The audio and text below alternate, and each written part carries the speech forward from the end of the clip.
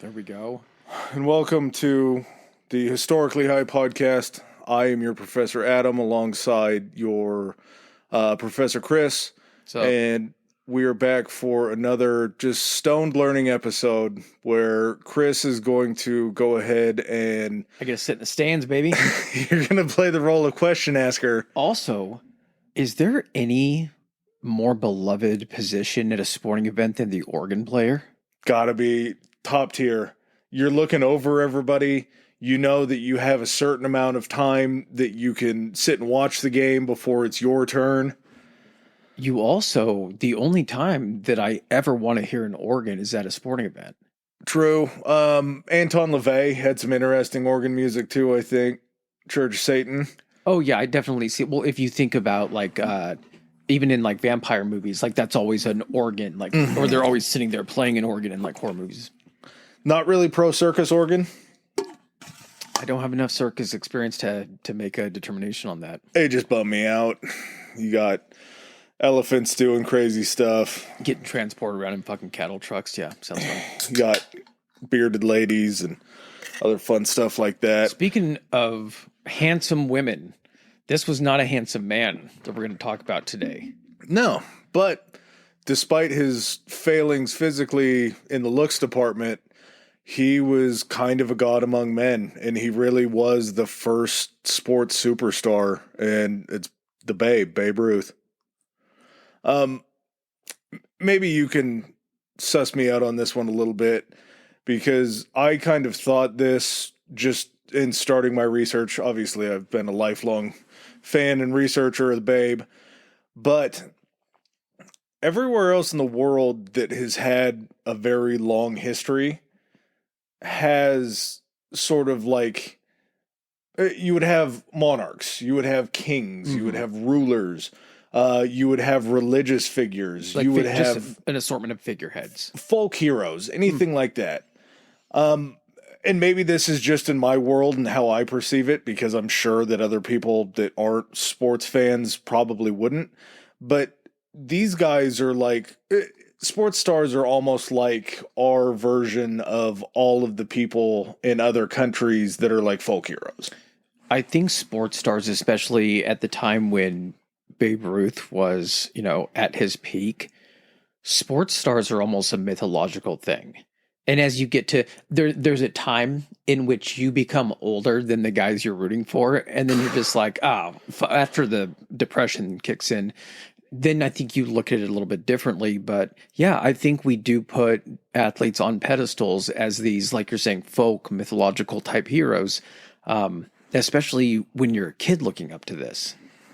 We got to sports and entertainment so fast in the development of our country that it's almost like we had no choice, because I'm sure that there's fantastic actors in other countries, but until you've made it to Hollywood or Bollywood, like where can you say you are? And Hollywood's in the United States.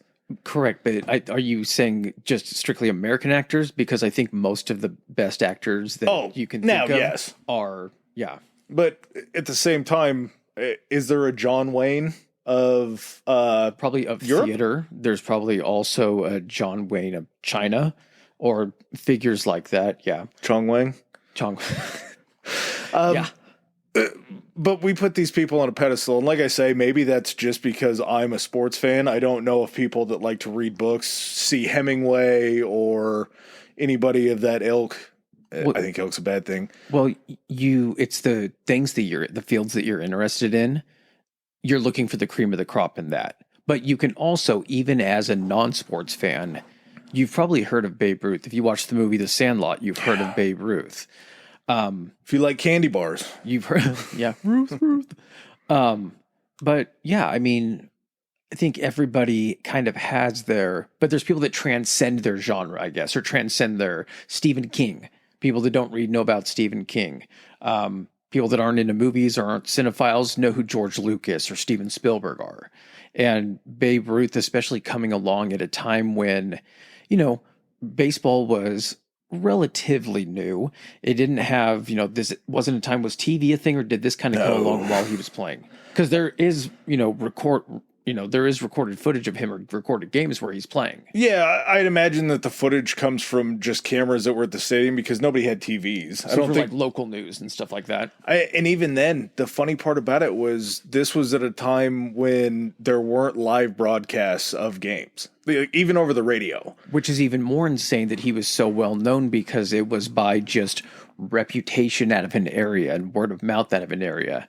We're getting into it already. We haven't even hit the theme music yet. Yeah. Before we hit that theme music, remember to give us a rating on wherever you're listening. 5 stars would be excellent. Review if you're on Apple, and then keep hitting that subscribe button. Our numbers are absolutely incredible. We wouldn't be doing as well without you guys listening to us. We appreciate all of the feedback, all of the well wishes and everything that you've given us. Keep them coming, and we're going to keep on rolling.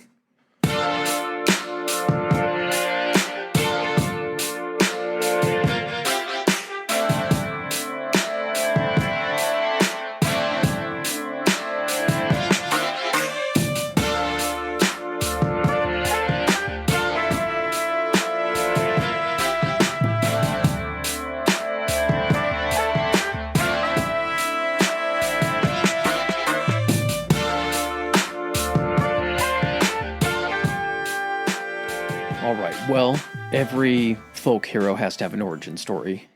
So take me back, take me in the time machine, and let's meet baby George. George Herman Ruth. It sounds like a very strong name, right? George Herman Ruth, to go from George to Babe is such a jump. I think I have the only Herman that I ever knew growing up was Herman Munster, and Herman Munster was incredibly strong. Tough guy. And I'm not dating myself because I was also watching this shit on Nick at Night, so I didn't watch the original run of the Munsters. But they were so good no matter where you watched them. Yeah. Wildly enough, Babe Ruth, a worldwide superstar that is kind of one of the most popular people in the United States, grew up speaking German. Because he was born February 6th, 1895, to George Sr. and Catherine in a very fancy area of Baltimore that was named Pigtown. Humble beginnings, yeah, I'll say. Maybe. Pigtown's not sounds like a dirty place. Oh, yeah. There's really no way to gussy it up. His grandparents were born in Prussia and Hanover, so he's a second-generation American. So parents came over. Yep. Well, grandparents came over. Oh, okay. Then parents were there. But second, that would make, yeah. He grew up speaking German. He also grew up learning English, of course, as anybody does. His father, George Sr., was, I don't know. Neither one of his parents were great. George would hold a few different jobs. He was a lightning rod salesman at one point, which, what a wild title to have.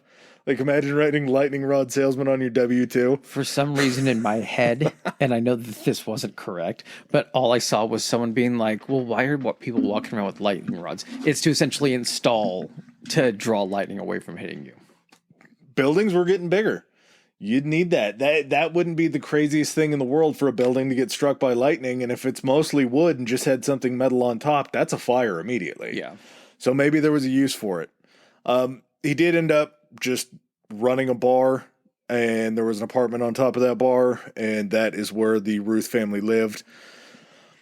George was mostly neglected by his parents. They both kind of had their own lives. I'm not really sure how close the whole family was. They ended up having 7 kids, so they were physically close quite a bit. This seems like a very common thing. Parents not paying attention to the kids, really. They're just having the kids, and they're having way too many to support. Oh yeah, you're growing up in Pigtown. It's not like That's true, but the quit expectations fucking. Or like wrap it up or something. Pull out. Do something, George Sr. Of the 7 kids, 2 would only survive into adulthood.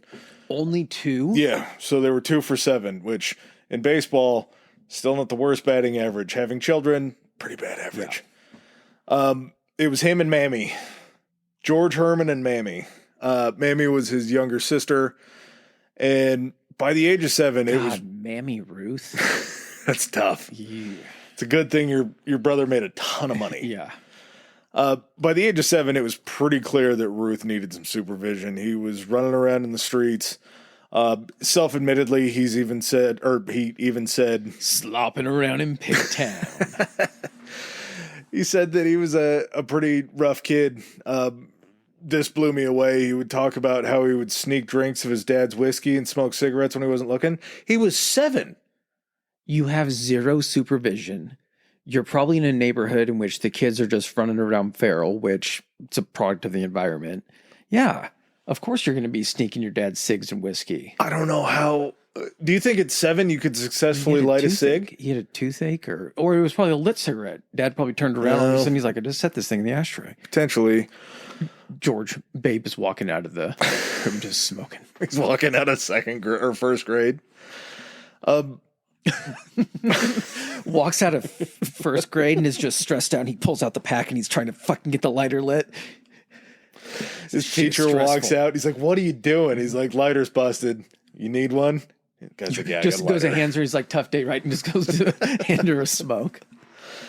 But he was kind of running wild in the Pigtown streets, and his parents weren't giving him the attention that he had needed. They were kind of in their own argument, fight, what have you, and they would end up kind of unbeknownst to anybody because Babe never really talked about it, but they would end up separating and getting a divorce, which in 1895 is not something that's like very widely known. You usually have to be like a king to get something like that to go through. And you got to ask the Pope.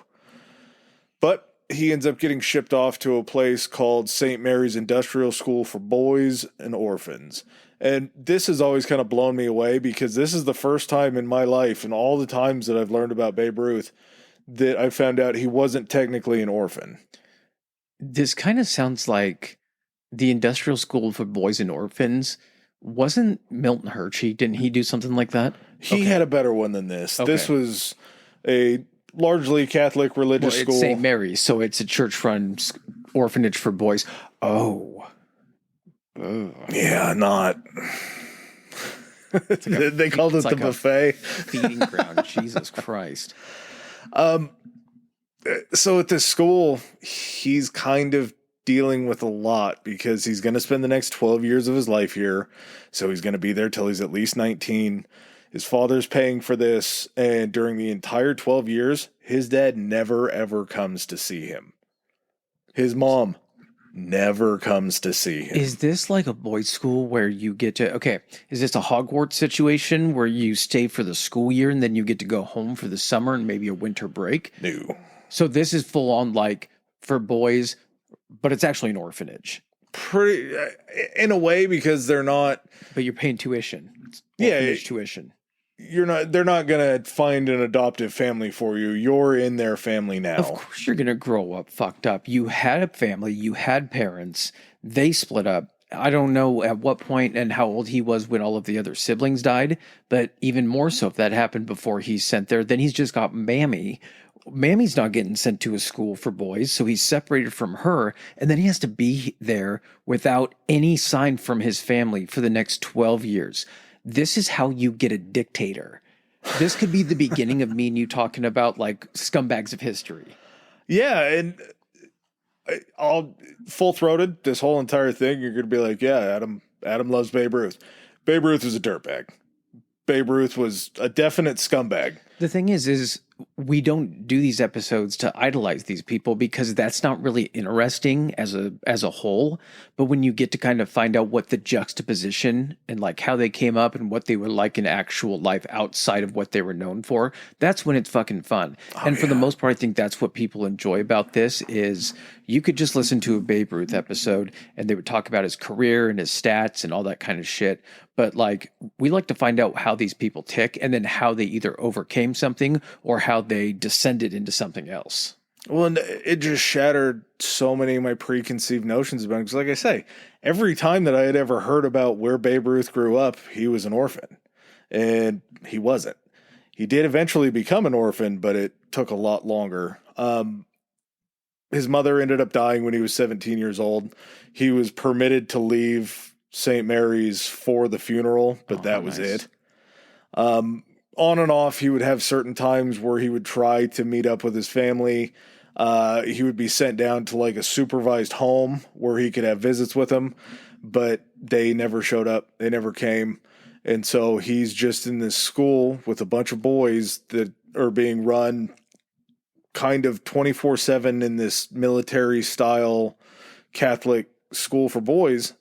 And there was something that kind of struck me that an author had said about the book that she wrote about kind of studying Ruth. And Babe loved being popular. Babe loved the fans.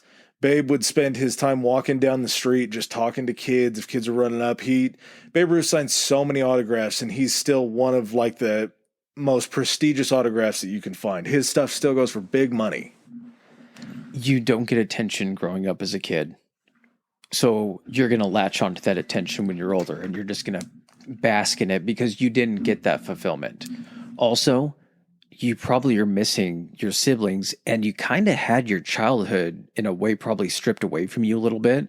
And so for him to look at these kids and being like, I wish I would have had somebody like this when I was growing up, that's got to be just a huge thing for him.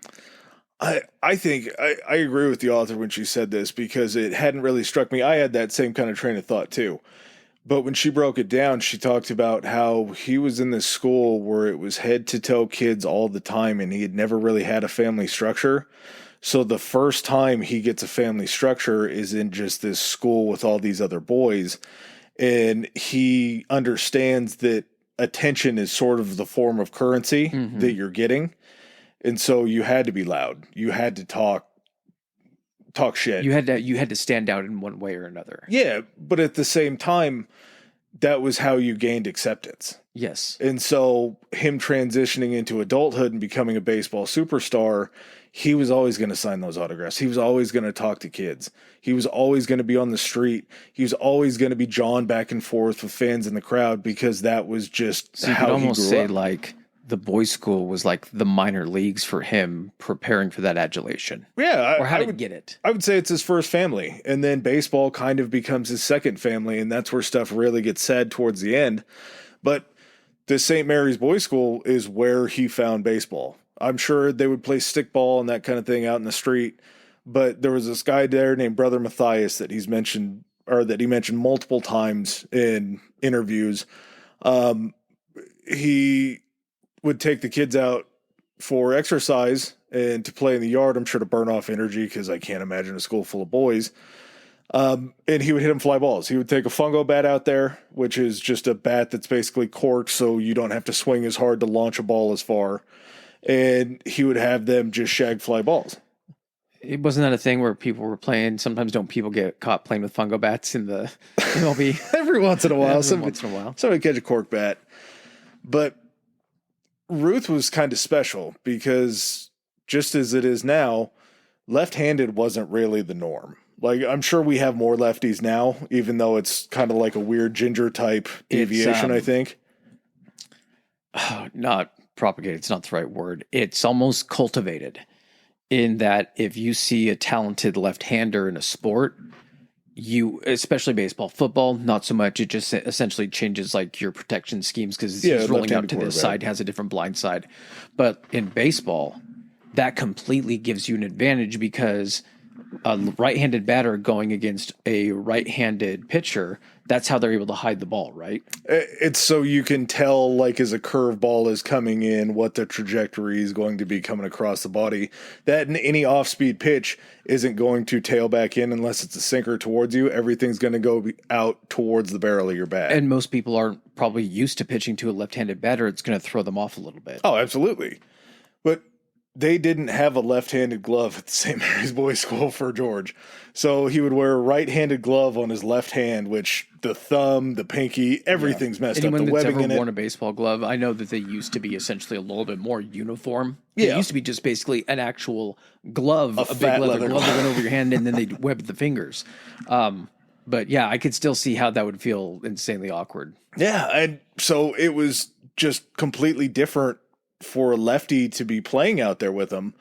Brother Matthias put him basically at any position and showed him how to play those positions, which in baseball, if you're playing third base or shortstop, A lot of double entendres with this whole Catholic school. Brother Matthias teaching him positions. But if you're playing on what's considered the left side of a baseball infield, being a left-hander is frowned upon because, I guess second base too, if you're throwing to first base, you would have to basically change your position on a ground ball to be able to get the ball over there. That's precious seconds instead of just saddling a ball and throwing from the right. You would want to have a left-handed third baseman, though. That person's able to protect the line so much easier and then can just turn around and throw because the glove's closer to the base. I always thought you wouldn't want one, but maybe Chipper was.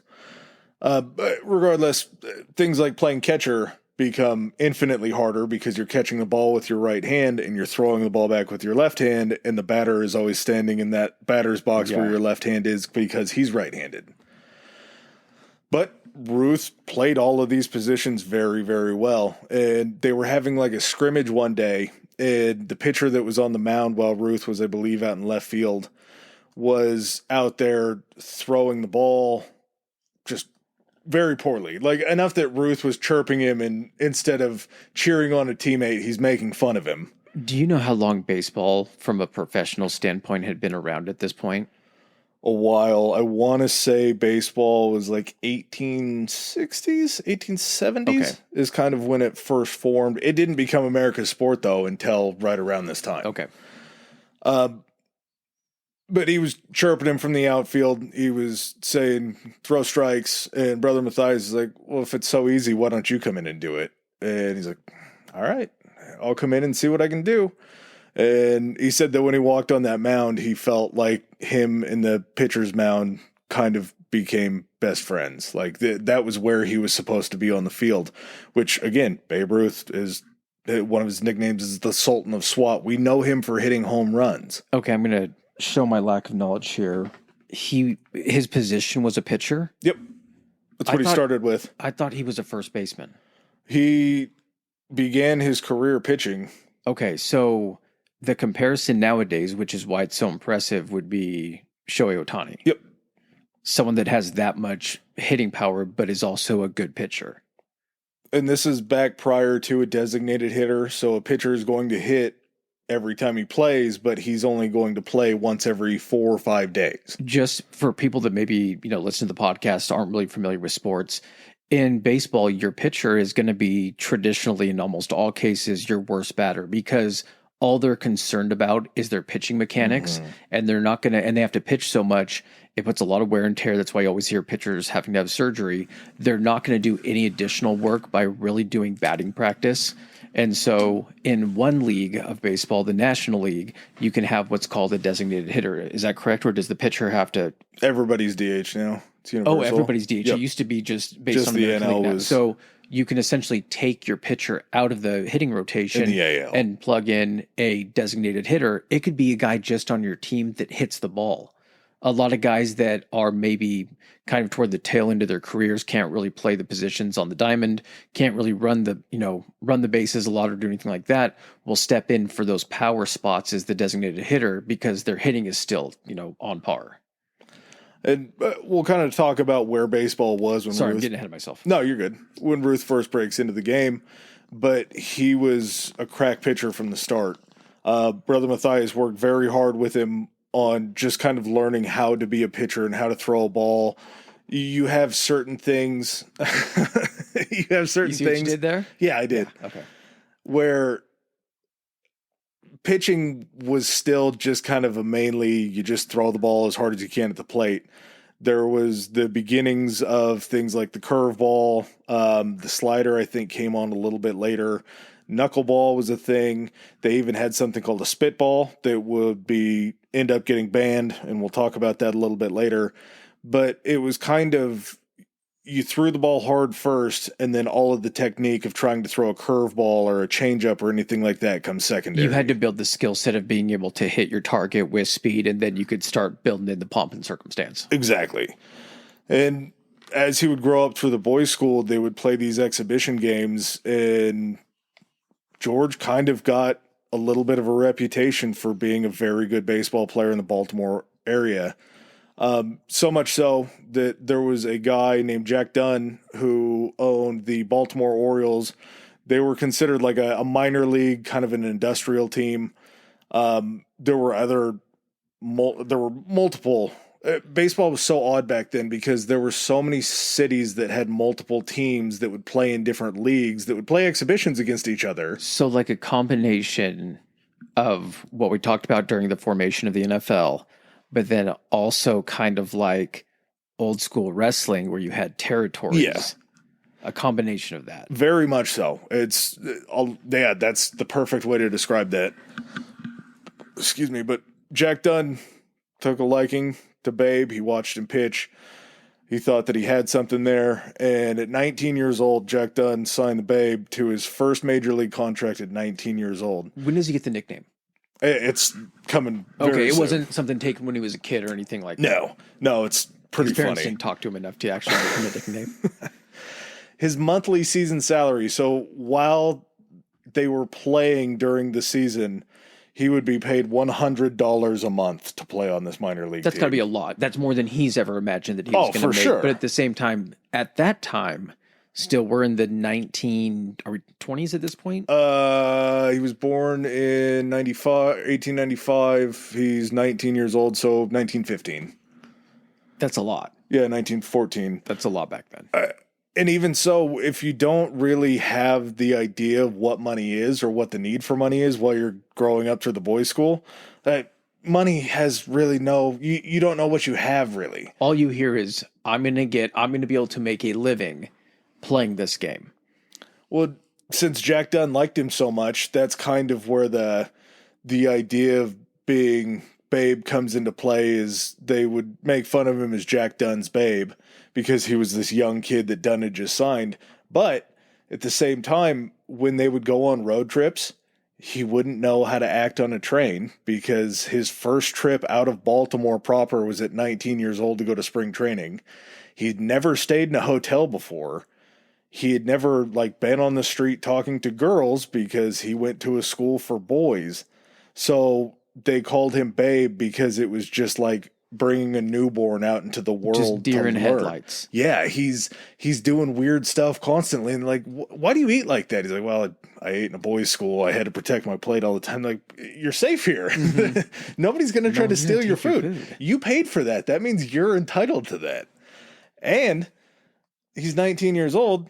They didn't have a law against smoking. They didn't have laws against drinking, really. You also got to be horny as fuck.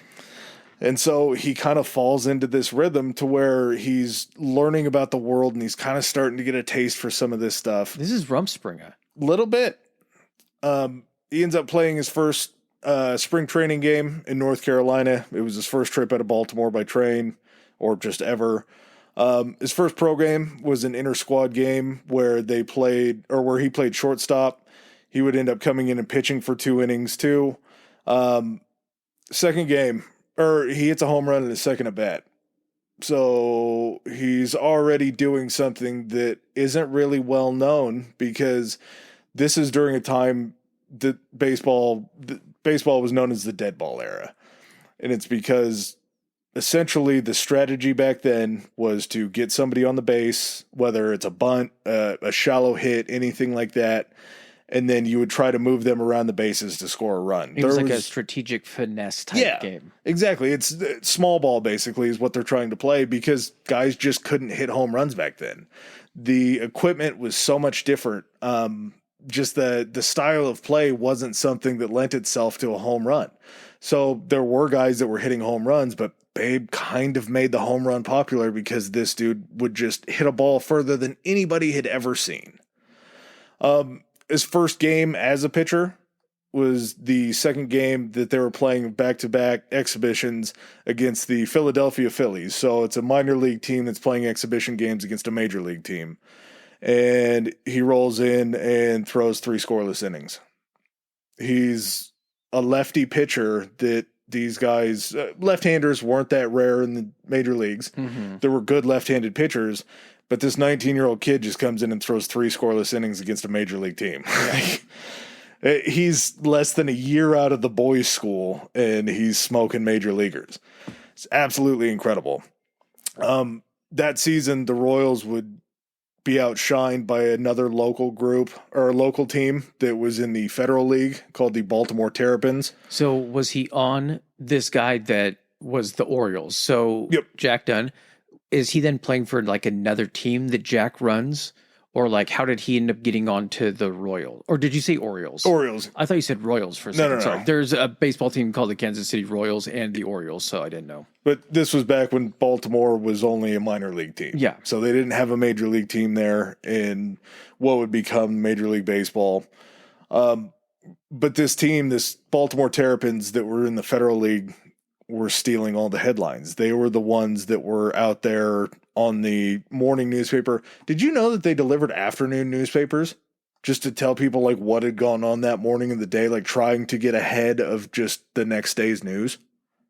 Like there was like evening editions, all that kind of stuff. Yeah, I mean, we have news like that, but that we live in a day and age where news is coming out like every 5 seconds. That sounds like a lot of work. Damn, those fucking paper boys, man. Yeah. That's why kids didn't have to go to school. Be like, I got a paper route. And there were less people, so there was probably less papers that needed to be produced, but it's still kind of trippy to think that that's just how everybody got news. You would find out the box score of a game by just thumbing through. They didn't even really have sports sections back then. Like That's when you get the guys like in the trench coats and the hats making the phone calls from the stadium and be like, Yankees 4, Red Sox 2. Very much so. Just it's such a different world as just having everything on your phone at your fingertips. So the Orioles weren't exactly getting the shine that they deserved for being as good as they were. They were in first place in their division, in their league. And since the people were going to watch the Terrapins play, Dunn's profits with the Orioles kind of started to diminish. It's kind of a Houston Texans, Dallas Cowboys situation. A little bit. Like even the Texans being better, the Cowboys still get all of the shine. Yeah, the Cowboys haven't been good for so long. Hold it for a sec. So in order for Dunn to try to make a profit, he's looking at his team. He's like, I probably am not going to make enough money if we win this. So I'm going to go ahead and start selling players. Dunn ends up selling Babe and 2 of the other pitchers that he played with to the famed Boston Red Sox on July 4th, 1914 for $25,000. That was a shitload back then. Shitload back then, but also at the same time, it was not unheard of for people to be sold to different teams. There wasn't necessarily a real, like a trading market. It was just kind of a purchase back and forth. But a 19-year-old, along with 2 other really good pitchers that get sold to the Red Sox for $25,000, you're going from a minor league team to a major league team, and you're still not even 20 yet. That's a pretty big jump in your life. Yeah. And along with that, you haven't had enough time to even acclimate to the local attention that you're getting. And now you're going to a team that's already very, very famous in a bigger city. I'm assuming Boston had to have been than Baltimore. Well, if he was only famous even in his kind of section of Baltimore, because like you said, there were multiple Baltimore teams. Yeah, true. Babe, I think being stunted emotionally the way that he was, and then seeing the outside world kind of started to look at his situation like, well, I got to play catch up a little bit. He ends up meeting 16-year-old Helen Woodford. She was a waitress in a restaurant that Babe was at when he was 19. She would go on to become his first wife. The couple would have no children. I like how you added in when he was 19. Yeah, it's 16 and 19 back different then. time. That it was much worse. It Yeah. could have been much worse back at that time. They would, little teaser for later, they would have no children, but they would eventually raise a child together. Babe ends up winning his first major league start at pitcher, 4-3 over the Cleveland Naps, because they weren't the Indians yet that couldn't become the Guardians. It was Cleveland's had a million different Like, teams. I'm going to go take a nap, or like KNAPS or NAPS, I don't know. Okay. I'm not sure. He would be used pretty sparingly during his first year. He would lose a couple of his next starts, and they were just kind of pushing him away. They weren't as good. They wanted to develop what they had. the crosstown rival, the Boston Braves, would end up winning the World Series that year, so Boston has a little bit of pressure on them because the crosstown team is doing really well. In full disclosure here, I've been a Red Sox fan my entire life. I used to bet dollar bills with my Yankees grandparents, and whenever we would be at their house, we would always watch the games together, and they would cheer for the Yankees and I would cheer for the Red Sox. I don't know how it happened. I don't know why in the world it wouldn't have been like the Mariners or anything like that, somewhere closer to us. But I just fell in love with Boston at a young age and got to ride out the end of the Curse of the Bambino, which we will talk about here shortly. And this episode kind of hurts because this is a lot of what could have been. Yeah. And a lot of where Red Sox anger comes from towards Yankees fans, besides the fact that they're pompous dickheads, respectfully. It's just old wounds. Yeah, it's a rivalry, and I'm sure Yankees fans feel the exact same way about me, but I get it. We can live and coexist in the same world, even though I want you to be sadder than I am. His first major league start as a pitcher happens in that first year. He's not used a whole lot. In the offseason, his world kind of changes. He ends up getting a bonus with the Red Sox that allowed him to kind of further explore some of the vices that he had started to find. Him and Helen would end up getting married after this. So just very quickly does he get out into the world. He finds a girl, he finds a wife. He's trying to catch up kind of emotionally to where all of these adults that he's playing baseball with are at that point. Well, not only that, what was the one thing kind of growing up that he probably felt like he lacked was like family. Somebody that the had family to that love he did him. have got, he lost that family. And so if he finds a way to start building that himself, that's got to be just like a priority for him. Oh, yeah. The next year, the Red Sox had purchased the Providence Grays. They were a minor league team, or actually it was still that same year. Was it? Let me think here. At some point. Yeah, I believe it would have had to have been during that first year still. He gets sent down to the Providence Grays, and Joseph Lannon was the owner of the Red Sox at the time. He'd purchased the Grays. The Grays were doing pretty well. So as he demotes Ruth, he goes down and plays for the Grays, and the Grays end up winning the championship before. Yes, it was the first year because he was called back up to finish the year. His first major league hit would come against the aforementioned Yankees on October 2nd. That year, he would end up going 2-1 as a pitcher, and he went 23-8 in the minors. Just for reference, if you're a 20-game winner, you are a very, very good pitcher. The only reason I'm using as many numbers is because I had to restrain myself from using more because this is kind of what I geek out on a little bit. So we'll explain the numbers kind of as we go, but 23-8 in the minors is a very good record. 2-1 in the majors, he was used sparingly.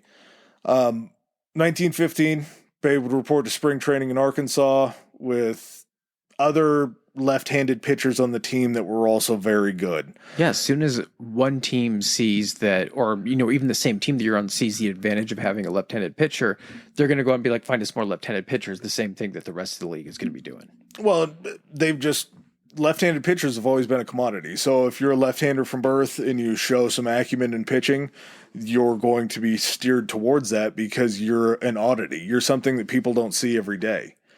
And as this is going on, he's kind of starting to party a little bit. He's staying out during spring training until all hours of the night, showing up, and just kind of really starting to enjoy himself. Yeah, man, he's down in Arkansas. Probably not great.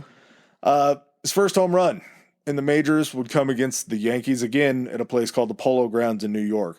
The Polo Grounds is a historic old baseball park. The New York Giants were the baseball team in New York before the New York Giants became the football team in New York. And they were the ones that owned the Polo Grounds, but the Yankees were allowed to play there as well. If you get a chance, Google what the Polo Grounds look like. It's just this big vast expanse that's just so cool looking because it's just a snapshot in time. He would end up finishing this 1915 season with a record of 18-8, which again, you're getting very close to very good pitching if you're getting close to 20 games. Is he spring training with the Sox back up to the Sox again, or is he still with the Grays? He plays the whole 1915 season with the Red Sox. Okay, so he comes in, he's with the Sox. The next year, he goes down to the Grays, kicks ass. That was the same year. Oh, in the same year. Okay. Yeah, so 1915 would be his second season. Gotcha, okay. And that's the one that he goes 18-8 in. He ends up batting .315. And again, for reference, the age-old adage about baseball is if you go 3 for 10, you'll be in the Hall of Fame. So batting .315, he's a pretty good batter. He only has 4 home runs, but he's only batting every time he pitches. He's not in the lineup yet every single day. So he's batting 9th, which is the last spot in the lineup, which is usually where pitchers bat because they're supposed to be the weakest batters. And he's only batting, I think they had 4-man rotations. So every 4th game he was getting into play. But Boston would end up winning the World Series that year. Ruth never ended up pitching in the World Series, but again, he's on a very successful team and he's being set up for kind of... He's really talented, but he's surrounded by people that are very talented as well, and so it's easier to get kind of lost in the shuffle. Yeah. Especially if you're not being able to showcase those talents by only being able to pitch every 4 games, not getting to actually display what's going to be known as his talent, which is hitting. Once every 4 games, then maybe you're getting up, with the small ball that they were used to playing, maybe 3 times if you're lucky per game. Yeah, because you're not getting a whole lot of extra base hits to give you an opportunity to get back up there. 1916, he blows the doors off. He goes 23-12, which again, huge. Another number that we'll be talking about is something called ERA, which is earned run average. An ERA of 3, I'm not going to explain it because it's very confusing to explain. If you have an ERA of 3, pretty good pitcher. If you have an ERA of 2, you're a very good pitcher. He had an ERA of 1.75, which is insane. He had 9 shutouts, so he pitched an entire 9+ inning game and didn't allow a run the entire time. That record would stand until 1978 when Ron Guidry would break it. That was how good he was doing. Was it as a pitcher? Yeah, as a pitcher. We're talking about the Sultan of SWAT, the guy that hit home runs that people said went 600 feet. And this guy starts his career off as a pitcher. They won the World Series again. Babe Ruth pitched a 14-inning complete game. A regular baseball game is 9 innings. Now, if your pitcher goes more than 6 innings, it's a pretty good start for him. He pitched 14 innings. And a complete game essentially is starting, pitching, finishing pitching, correct? Yep. You throw the first pitch, you throw the last pitch. And just an absolutely insane stat. It was the longest postseason complete game ever. Just to kind of put that in context for people that might not be really versed in baseball, when you're pitching, even when you're trying to pitch a little slower, like a changeup where you're trying to slow the speed down of your pitch to try to throw the batter off, you're still pitching about as hard as you can, 85 to 90% of the time. Mm-hmm. And if you're averaging, even if you were to say you are throwing 3 strikes in a row to strike out the batters, that's still 9 times per inning, throwing as hard as you possibly can, and then doing that times 14. And that's assuming you're pitching all strikes. You're also going to be purposely pitching balls so that number skyrockets. And so for someone's just your muscles and your arm to be able to do that is just, it's genetically, it's very crazy. It's incredible. Lennon would go on that year in the offseason in 1916 to sell the Red Sox to a guy named Harry Frazee. He was a New York theater promoter. He's an asshole. Jack Barry is brought in to replace the manager, and Babe and Jack do not get along very well at all. Babe's feeling himself. He's making suggestions to the managers about when he should play. He's showing up late to practices because he's getting drunk. Apparently, there was a bit of a red light district that was around Fenway at that point in time. So there were times when Babe would wake up in the back alley of a brothel. Yeah, what do you mean? Why would there ever be any type of brothels around the like place where nothing but men go to the games? Just testosterone and then flowing get at off the of max. the games after having drank at the games later at night. Yeah, it's a perfect setup. Makes no sense. There's this picture of Babe asleep in a towel hamper that they said that they had pushed him into the stadium in because he had passed out and was just trying to sleep one off before practice one day. He's got some incredible pictures out there. It was thank God that they had invented cameras by then, because there's some amazing shots. But he was kind of starting to become a problem. He was a little bit of a diva. At this point in time, his star is rising, but at the same time, he's not really the oddity that he becomes because he's just pitching. Is he a great pitcher? Yeah, he's probably the best left-handed pitcher in the American League at that point. He's very, very good at what he's doing, but he's not known for what he becomes known for yet. Yeah, he's already here, like up in a higher tier, probably thinking that he knows he can probably go a little bit higher if he's given the chance, but he hasn't even. It's what I'm trying to get at is he's already kind of like falling into that trap, like you said, of like feeling himself, and he hasn't even reached the peak of his fame yet. No, not even close. But it's also understandable when someone's in year 2 or 3 of their professional career out of a boys' school, when pretty much the entire world is probably being served to them on a platter. Yeah, it's excess to the highest level.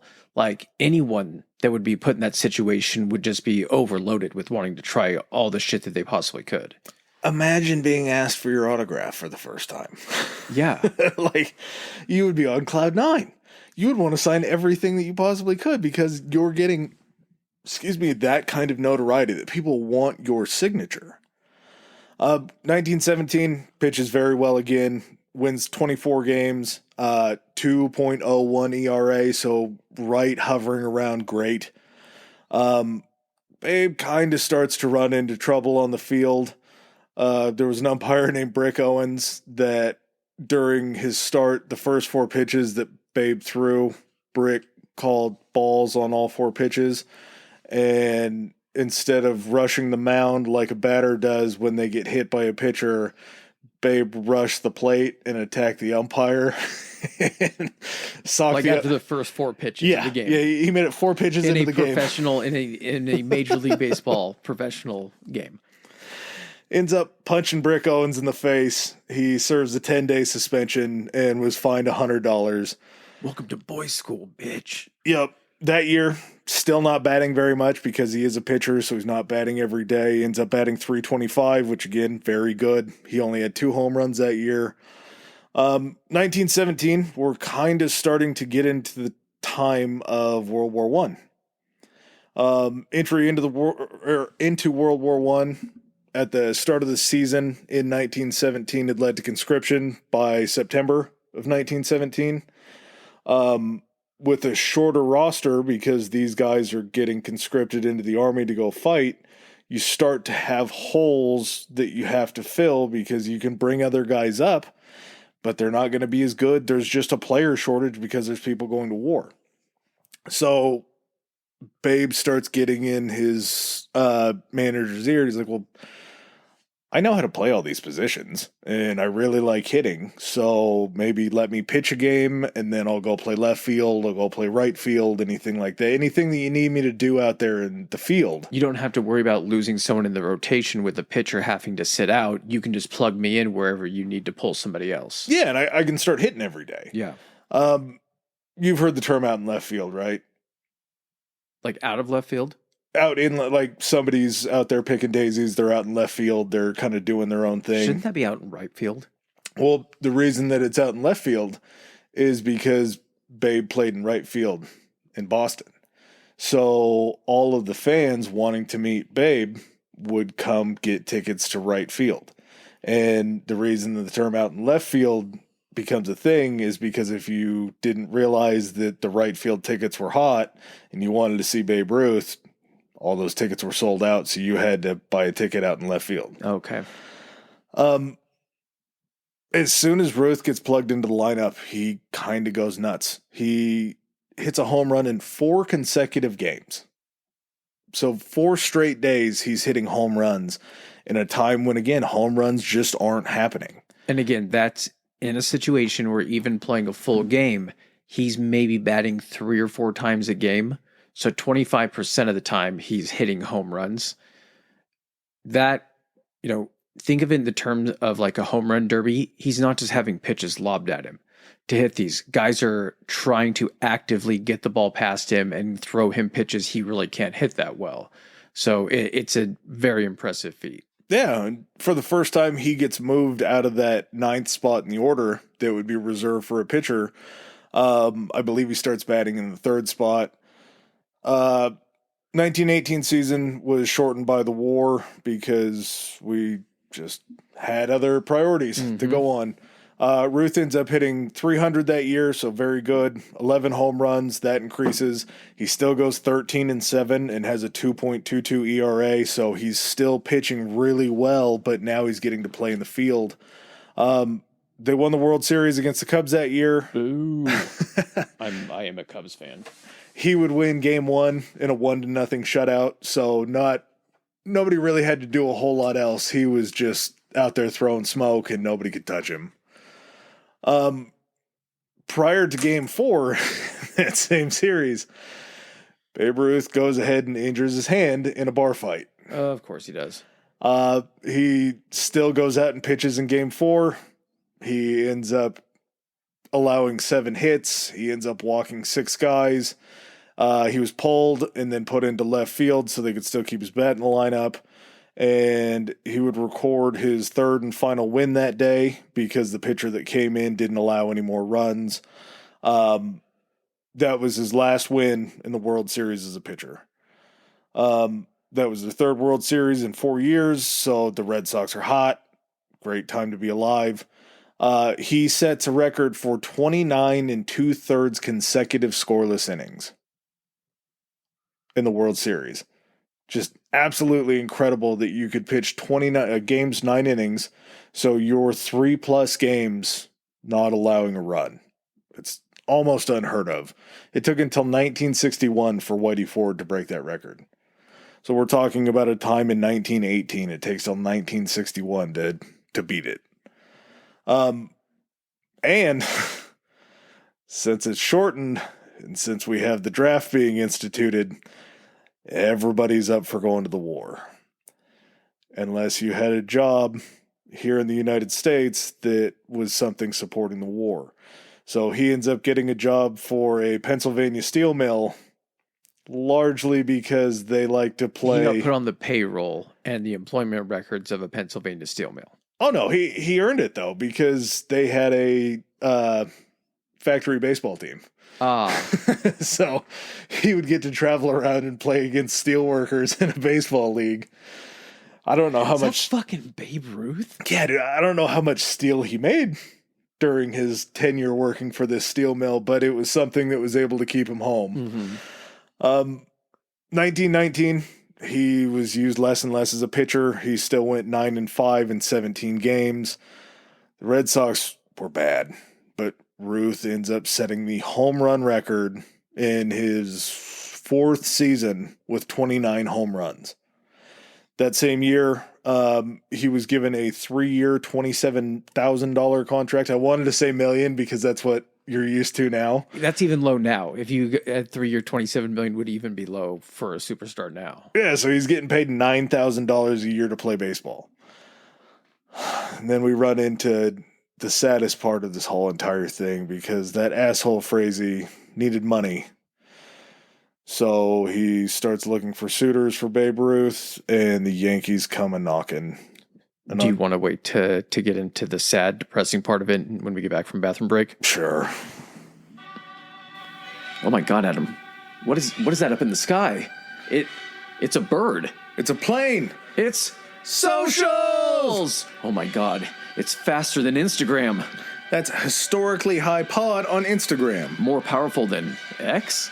It's historically high, historically HI on X. Able to leap tall threads in a single bound. Back to historically high pod on Threads. And, I mean, I guess there's still Gmail, right? We got that too. That is historically high podcast at gmail.com. All right, guys, back to the show. And we're back. 2 down, bottom of the 7th. I think I mentioned this before we went to break. Frazee was a bad man. He's not a good guy. He needed money. He had some obligations, and as we mentioned before, he was a New York play kind of production guy. The reason that I'm hitting on that so hard is because he had money troubles. Ruth started to kind of come into his own and realize his value. So the contract that he had just signed earlier that year, he's like, well, I outplayed my contract. You guys need to double my salary. I want $20,000 a year. And as he's making those demands, there's also other guys in the Red Sox clubhouse that are like, well, I had a really good year too. We just won the World Series. I think I should get more money too. And Frazee's like, oh, this is bad. I don't have a lot of money, and these guys are asking for more money. Mm-hmm. And I got to cut out the instigator. Yeah, I got some other intentions for some money that I need real quick. So Ruth has shopped around a little bit. The Yankees, who at this point in time had never won a World Series, they sucked. Better time in life, arguably. So the Yankees are like, well, we need to make a splash here. Ruth's blown the attendance records at Fenway Park since he's been good. He's a draw. People want to see him. Not only is he a good pitcher, he's starting to hit these things called home runs, and everybody wants a piece of this. I'm going to put on a tinfoil hat here. Frazee was a New York theater producer. Do you think the reason for selling him to the Yankees was because he knew that he was setting attendance records? More people would be coming into town. More people coming into New York means more people may be likely to see a Broadway show or something like that. Do you think any of that was kind of on his mind, or was it just simply get rid of him and it just happenstance that he ended in New York? There's probably a connection there. I think the bigger connection was the Yankees bought him for $100,000, and on top of the $100,000, they also gave Frazee a $350,000 loan, because Frazee still hadn't paid off his purchase of the Red Sox yet. So he needed some money. You just answered my question. Okay. Yeah, he needed some money very quickly. And also because he is a playwright, the old legend goes that Babe Ruth was sold to the Yankees so Frazee could produce the play No No Nanette on Broadway. It's a little outdated. Doing the research into it, No No Nanette came out in 1925, so it's not going to take 6 years to produce a play, I don't think. But there was a play that came out in 1919 that Frazee had produced called My Lady Friends. And it kills me inside to think that Babe Ruth was sold so we could have another play on Broadway that nobody's ever heard of. There's probably a lot of plays on Broadway that me and you personally have never heard of. We don't know a lot about theater, but I feel like this guy might have been in trouble with the mob too. He could have been. So for, I believe it was 12 years during the repayment of this loan, Frazee put Fenway Park up for collateral. So for 12 years, the Yankees owned Fenway Park. Ooh. Yeah. Again, it hurts, but I have to give you this information because it sucks, but it's very pertinent to the story. The deal was hailed as the deal of the century. Jacob Ruppert, the Yankees owner, basically stole a money-making machine from the Red Sox and also had... This is Jim McMahon getting Hulk Hogan. Vince? Or, sorry, Jim McMahon was the quarterback for the Bears. Sorry. This is like Vince McMahon Sr. getting Hulk. Yeah, it's a big get. 1920 Yankees started off pretty poorly. The Red Sox started off very hot. Babe kind of faltered out of the gates. He was dealing with a few injuries. But on May 1st, Babe Ruth hits a home run out of the Polo Grounds. So it doesn't hit a home run past the fence, hits a home run completely out of the stadium. Yes. Said that it was the longest home run ever hit in the Polo Grounds. I think they said since Jim Thorpe, which is kind of a cool callback that he got to play in the Polo Grounds and hit just a massive bomb. But Babe he's already shocking people. He's doing things that people have never seen before. May 16th, the Yankees draw 38,000 fans to the Polo Grounds, breaking an attendance record. So May 1st, he hits that first home run. By May 16th, they have sold out the Polo Grounds, breaking attendance record. They had to turn away like another 15,000 people too, I think. That season, Babe would go on to break his old home run streak, or his old home run record. Now the home run record is set, or he broke it. The record of 29, he broke it by July 15th. So halfway through the season, he had already broken his own record. And this is kind of at a time, because World War I was in 1917. I think it ended in 1918. So this is at a time also when you have everybody returning back. They've been back for a little bit, but everyone's looking to try to go out. This is kind of when the blow up of some of these professional sports actually really took root, is when people were looking for an escape. They were looking to come home. They had been, wanting to do things with their families, and you could go to a ball game. Yeah.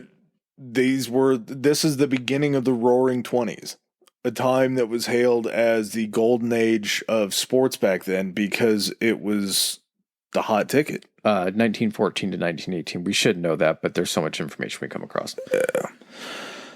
The 1920 season is sort of where baseball starts to change. On August 17th of that year, there was a baseball player named Ray Chapman. He will become known as the only player to die as a result of a baseball game. He was playing against the Yankees, and he caught a pitch up and into the head. It ended up shattering part of his skull. Not from Ruth or not from Ruth? Not from Ruth. Okay. Ruth was just that they were playing the Yankees. Okay. Ray Chapman would end up dying, I think, 3 days later from just the blunt force trauma and some of his skull getting into some of his brain. The reason most likely believed for what happened was back then when they would play a baseball game, they would play with the same baseball every single pitch until it was either lost, hit into the stands, or there was a home run. So as it's getting hit, it's getting compacted and harder and harder and harder. And it's also getting dirtier and dirtier and dirtier and so much harder to see. That, and also if you're trying to grip that as a pitcher. Yeah. So it's believed that the ball was so dirty and so hard to throw that by the time the ball was released, Chapman had just completely lost it and he couldn't move. He just stood in the batter's box and took it right in the noggin, which it's a scary thought to see, or that a stadium full of fans saw that happen. Yeah. This would bring pretty big changes. Something that would help Babe kind of in the long run was balls were changed every inning, so you would be able to have a nice new ball every single time you go out there. Now it's every pitch, right?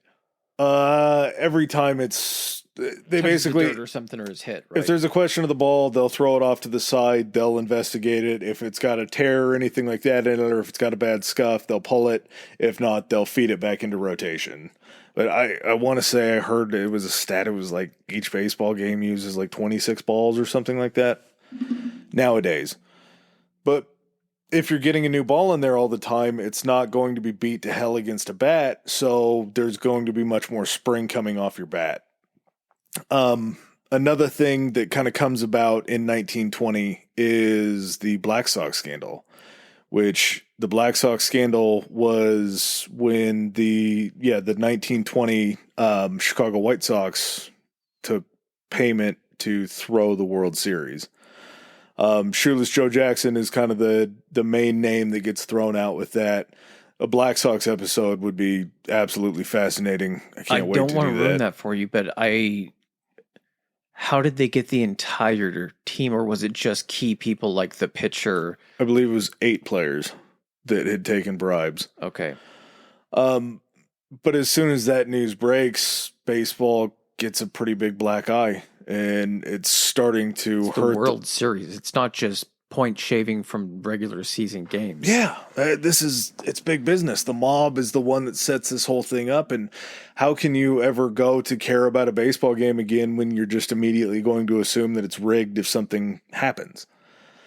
So it shakes people's faith in baseball, but along those same lines, the Polo Grounds saw more than 1.2 million fans show up to games in 1920. It's a hell of a lot of people showing up to baseball games.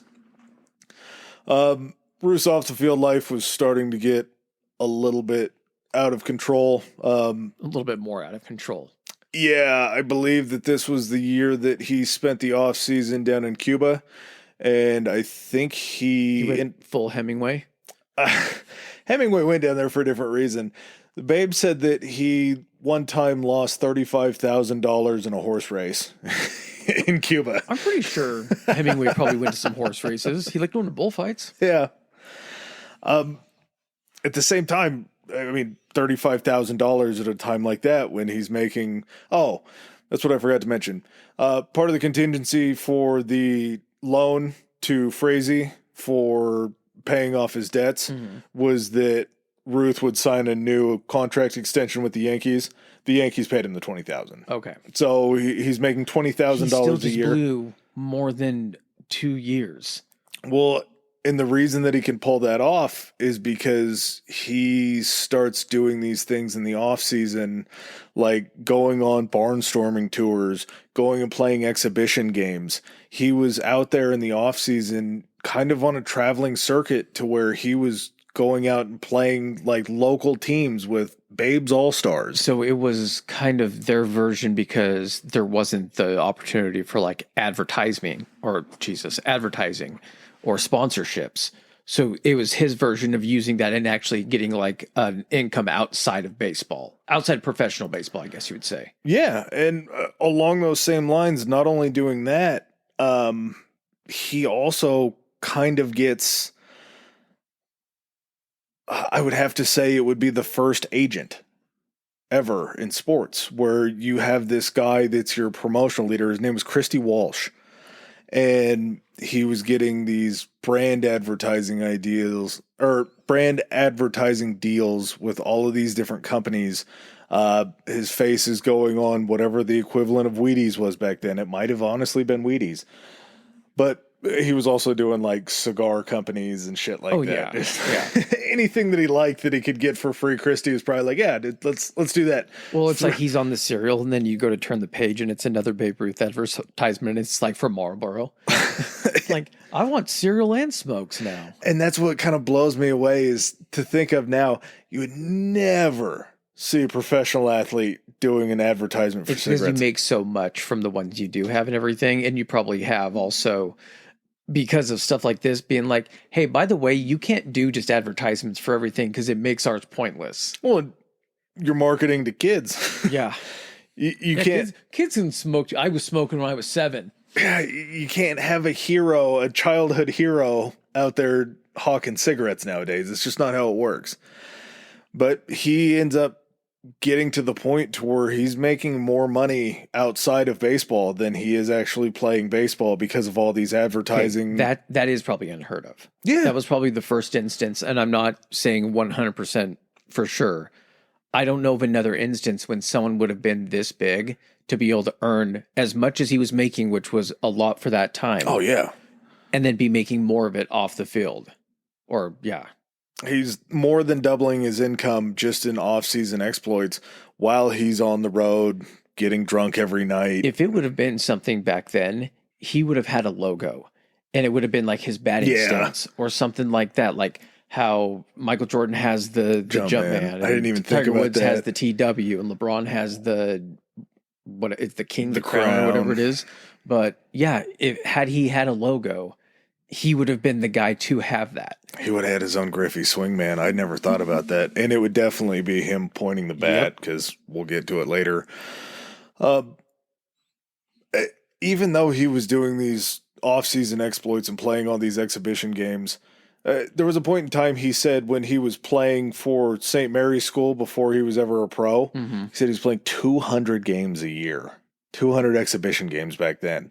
So not only is he playing a full baseball season, which I believe was 142 at this point in time, he was going off and playing 30, 40, 50 games in the offseason when these guys are supposed to be getting ready to come back and play or finding a second job. Well, what's so nuts too is that the stereotypical picture of Babe Ruth does not have him looking like an athlete. No? It's usually him later in his career when he's put on weight and everything. But the fact of at this point, he's a fucking beast. Yeah. Yeah, there are some numbers here in 1921 that we got to talk about. And again, I hate bogging down on these numbers. I'm sorry if you guys don't care about baseball stats. I don't blame you if you don't. 1921, Ruth bats 378. So he almost bats 400, which would put him at a legendary status for how good that is. Okay, so to put this into context, and correct me if I'm wrong here, your batting average is the amount of times that you actually will get on base, correct? That's your on-base average. Okay, so batting average is for a hit. Okay, and a hit is essentially you not getting an out on your hit. So if someone catches a line drive or a pop fly, that does not count as a hit. So saying that it does. You didn't register a hit. You're 0 for 1.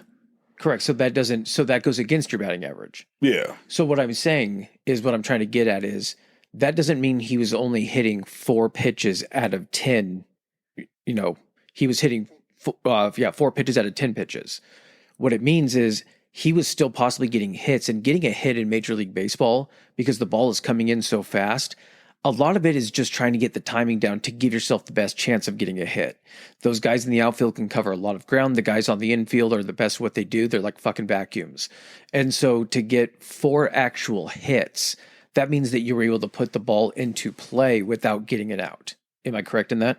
Yeah. Okay. I just want to set the context because I think some people think that it just means you struck out 6 times and then you were able to hit it 4 times.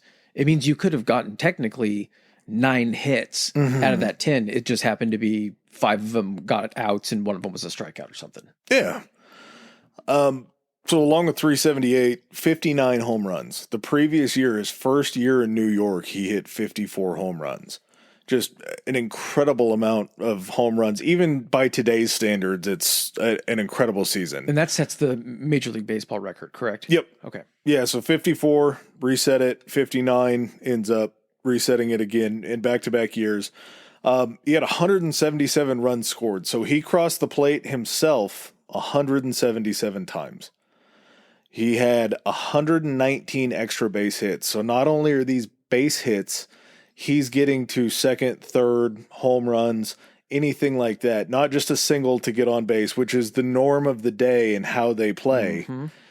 457 total bases. So that was how many bases that he had gained based on his hits.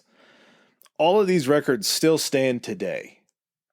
The 177 runs scored, the 119 extra base hits, and 457 total bases. Those are still existing, his standing records. In 2024, or in 2025, which is totally what year it is right now, all of these records still stand. Those 3 records. It's amazing. And Babe Ruth was so unique because he kind of created his own swing. In baseball, you want to try to swing as flat as possible so you can keep the bat in the zone for long enough to where it'll come in contact with the baseball. What Ruth would do he would dip his back shoulder, and instead of coming across flat, he would swing up at the ball. So that way, as soon as he made a connection, it would already be heading towards the bleachers instead of potentially catching the bottom of the barrel of the bat and going to the ground or just popping straight up in the air.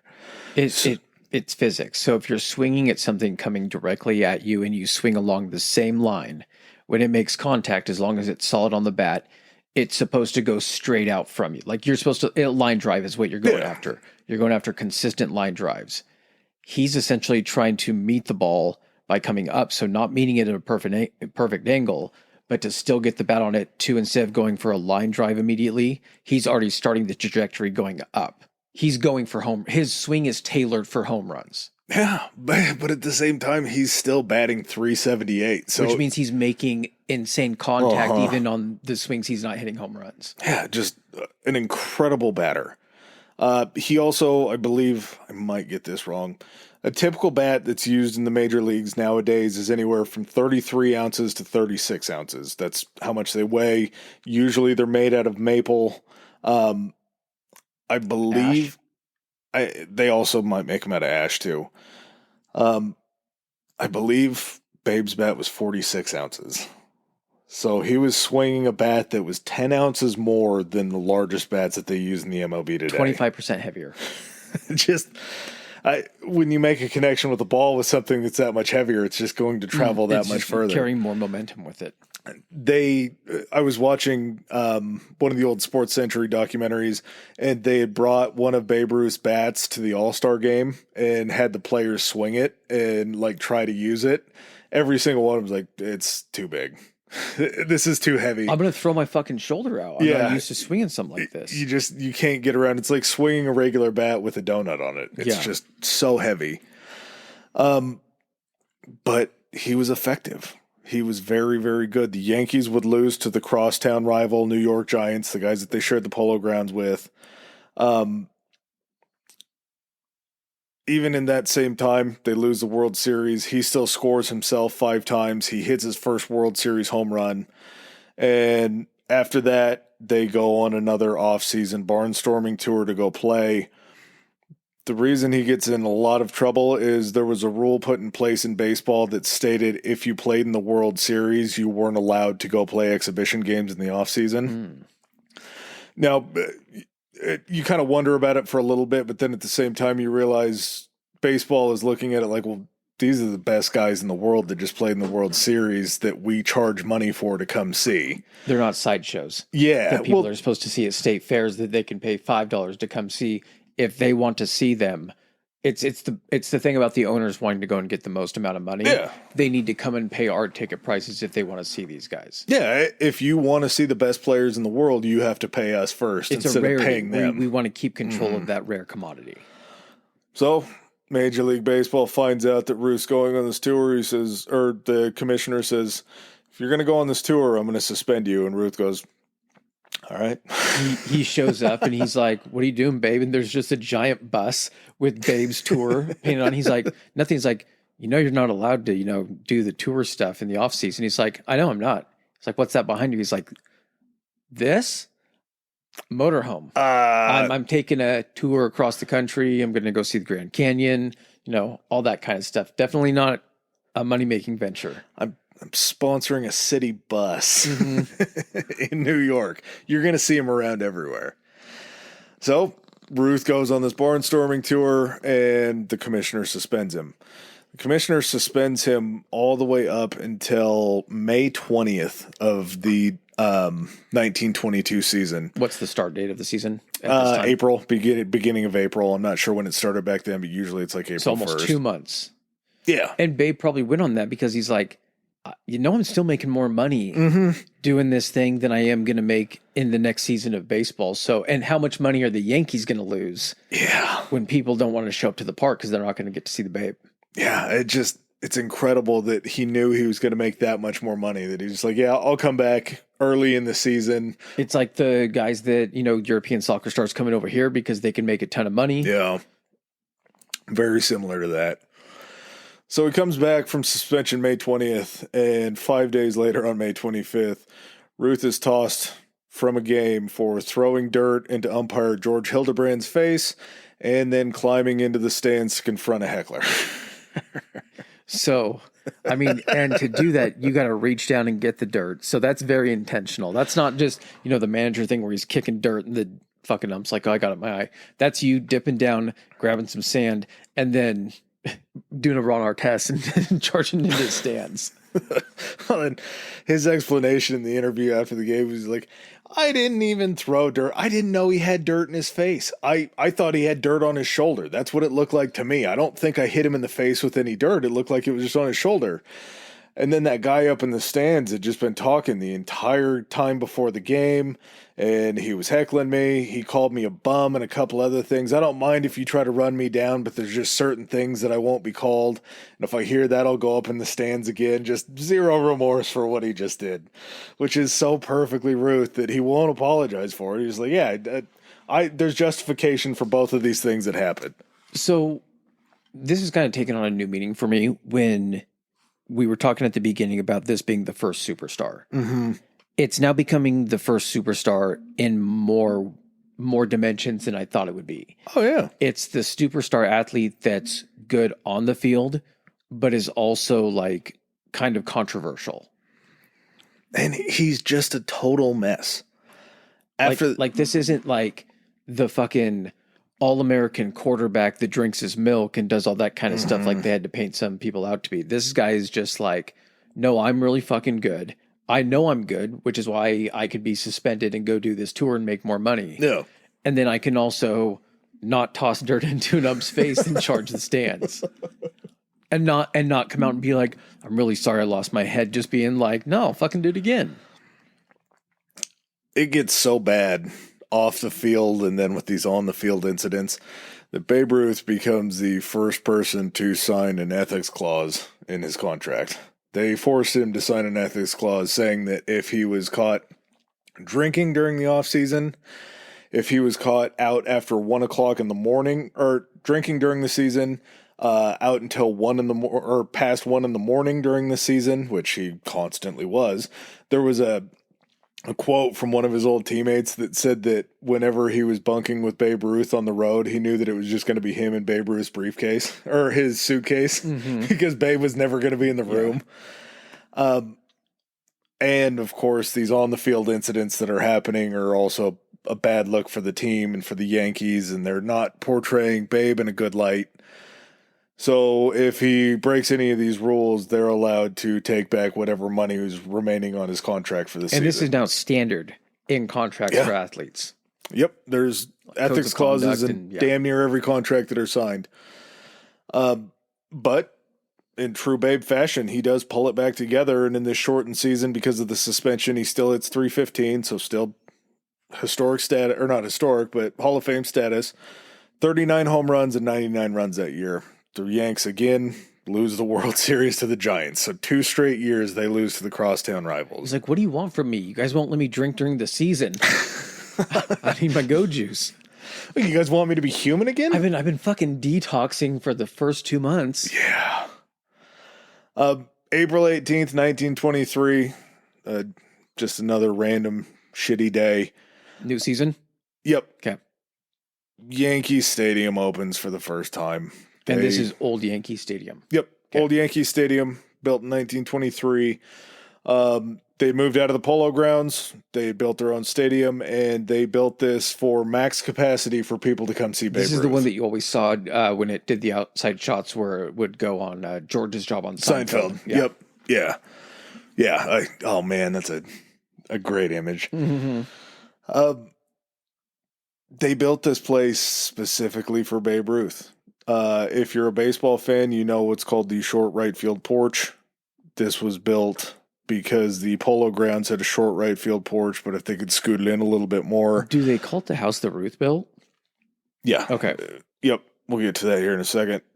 But they built the dimensions so the right field home run wall would be closer because a left-handed batter is going to predominantly spray a ball out into right field. If you make it shorter, you're getting more home runs. So that's always boggled my mind that there's in baseball. Fascinating. There's no technical. I mean, there is kind of a standard, but then there isn't a standard. And sometimes they'll raise the wall, like the fucking big green monster in Boston.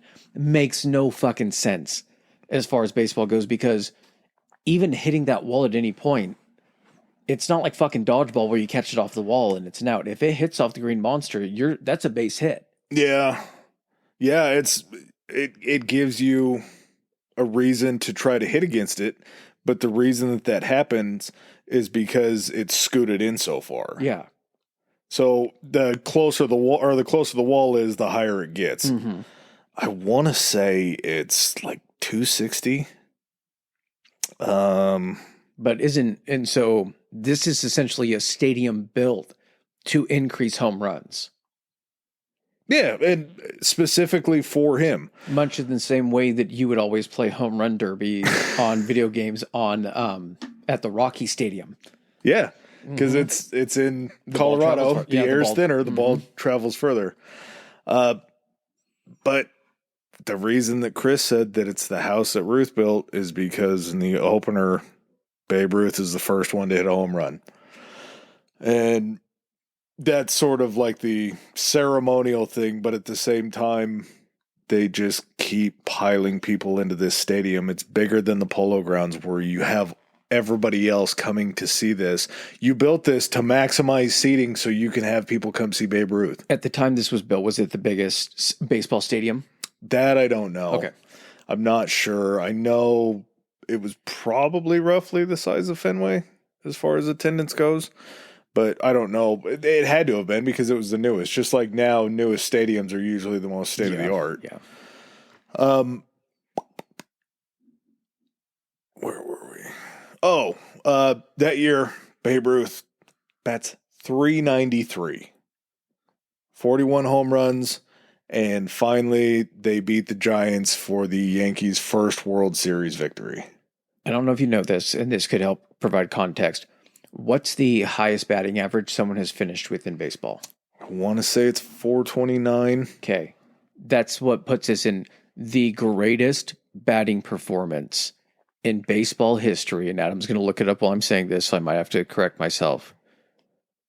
You said 423? It's either 423 or 429. Okay.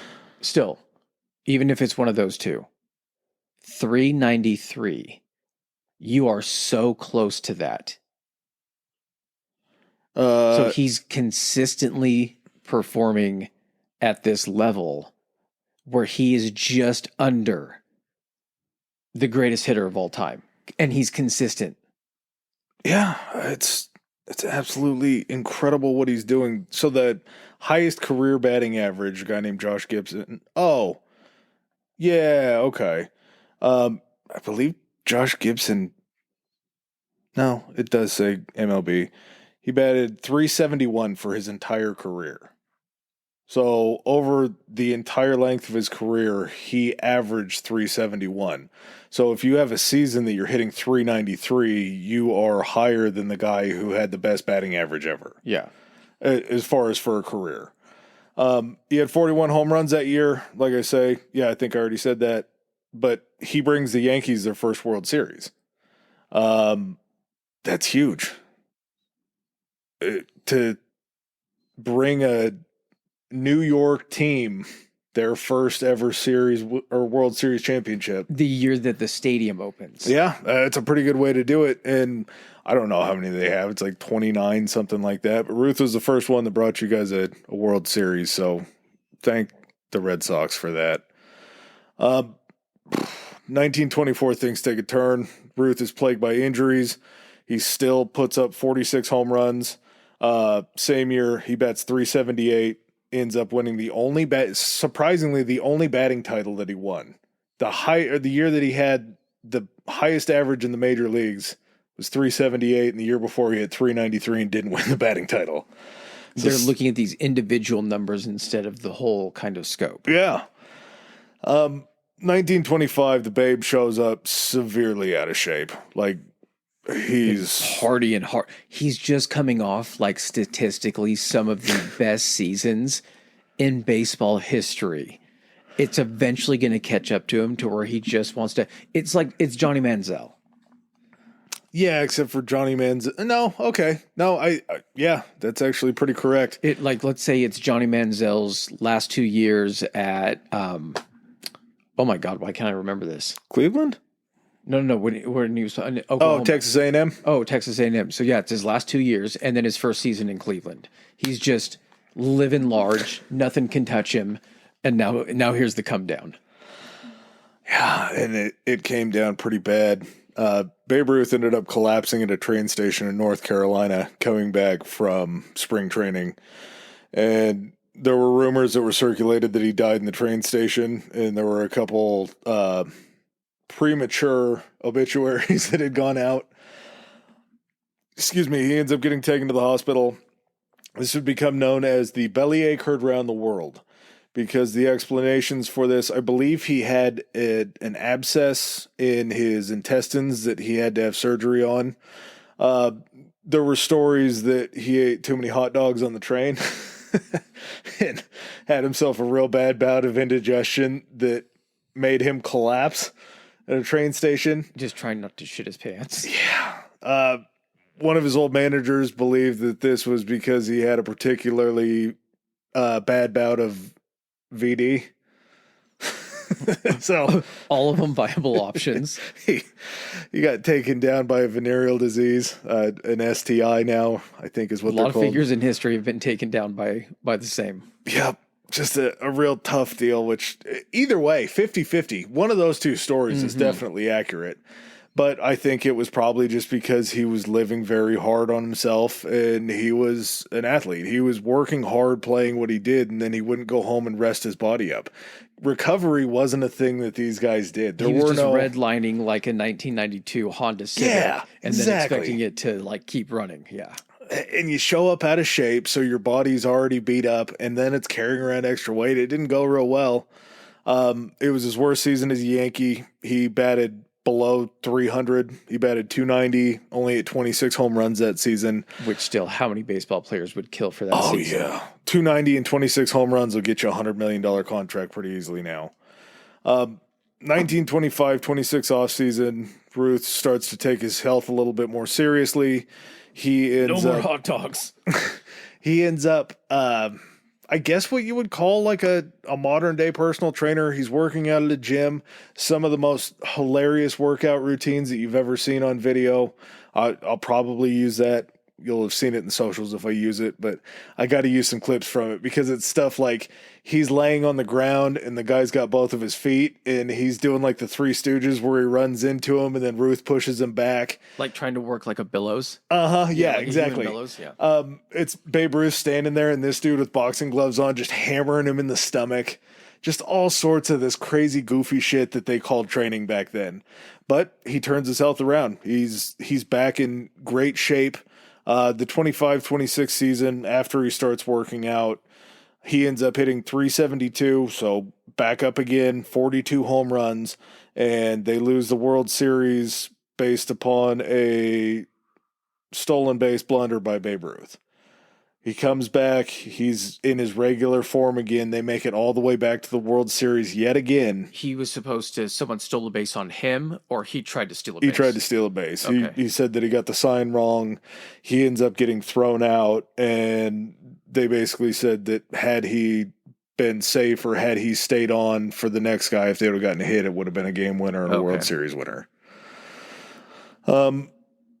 This is also the same game that it will become known as the Johnny Sylvester game. Johnny Sylvester was a sick child in the hospital who was in there because he got thrown off of a horse and a traumatic injury. The Babe goes and sees him and allegedly promises to hit a home run for Johnny because that was his request as he was in the hospital. And will you hit a home run for me? Sure thing, kid. I believe the Babe hit 3 that game.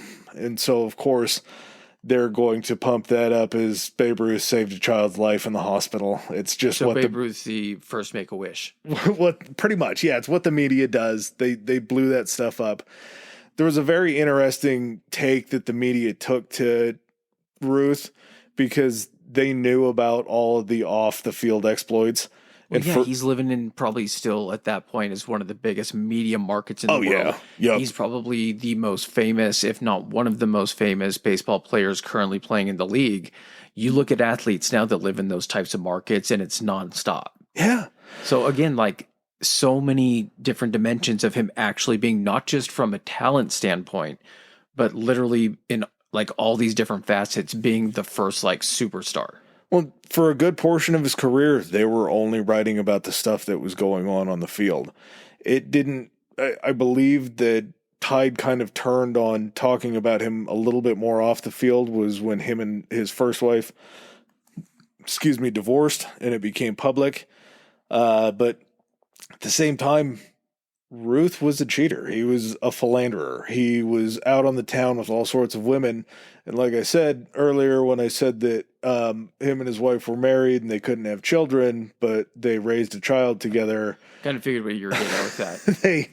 ended up raising one of Babe Ruth's his children, illegitimate children from a mistress that he had, where he just kind of showed up after the child was born and told the woman that he was going to take the kid, and that was just all that it was going to be.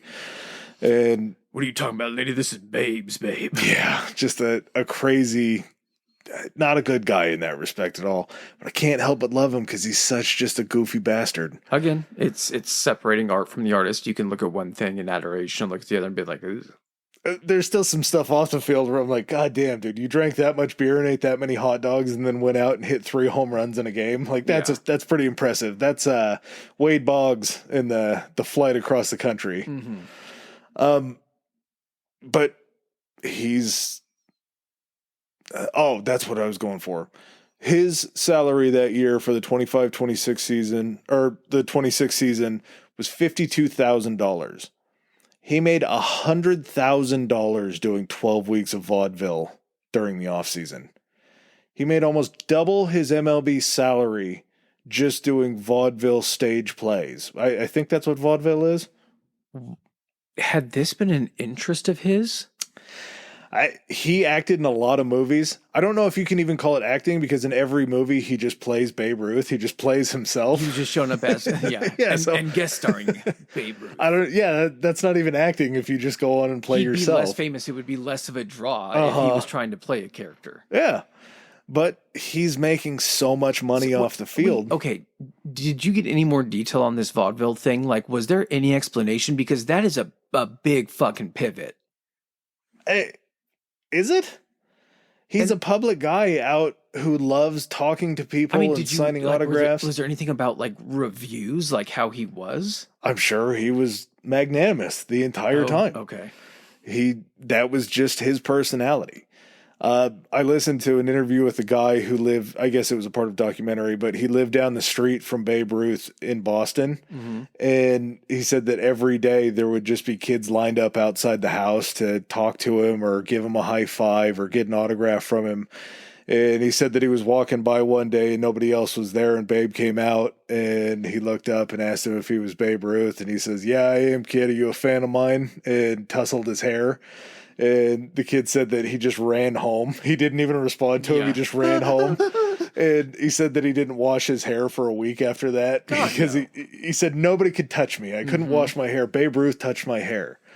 He was just that big of a guy. Everybody loved him. Everybody wanted to talk to him, except for the guys that heckled him because he chased them up into the stands.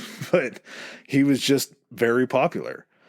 The following year, 1927, is known as Murderers Row. They won 110 games. I believe it was 140-ish games in a season, but 110 games is a hell of a lot. Babe Ruth had a teammate named Lou Gehrig, pretty famous guy, had a disease named after him for a very long time, Lou Gehrig's disease that we know now as ALS. They were in the race for the home run crown that year. They were neck and neck the entire year.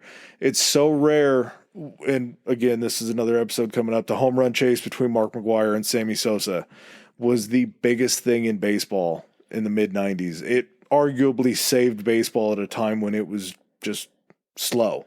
Things were on the decline. Imagine having that in the same place. Yeah, the same team. Like how much of a draw that would be, like how much your tickets would be selling for. Just incredible show.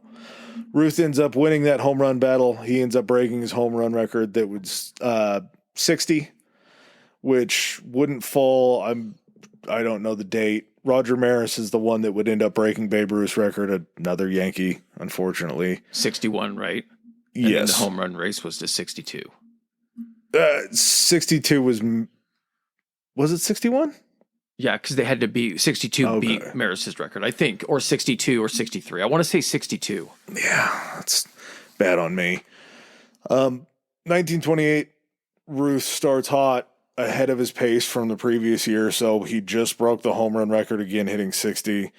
He's already ahead of that pace by the midseason, starts to slump towards the end of the season, only ends up hitting 54 home runs. Only 54. But he's still good enough to carry the Yankees to another World Series victory, which I mean, you still got Maris, you're still Murderers Row, you're still that good.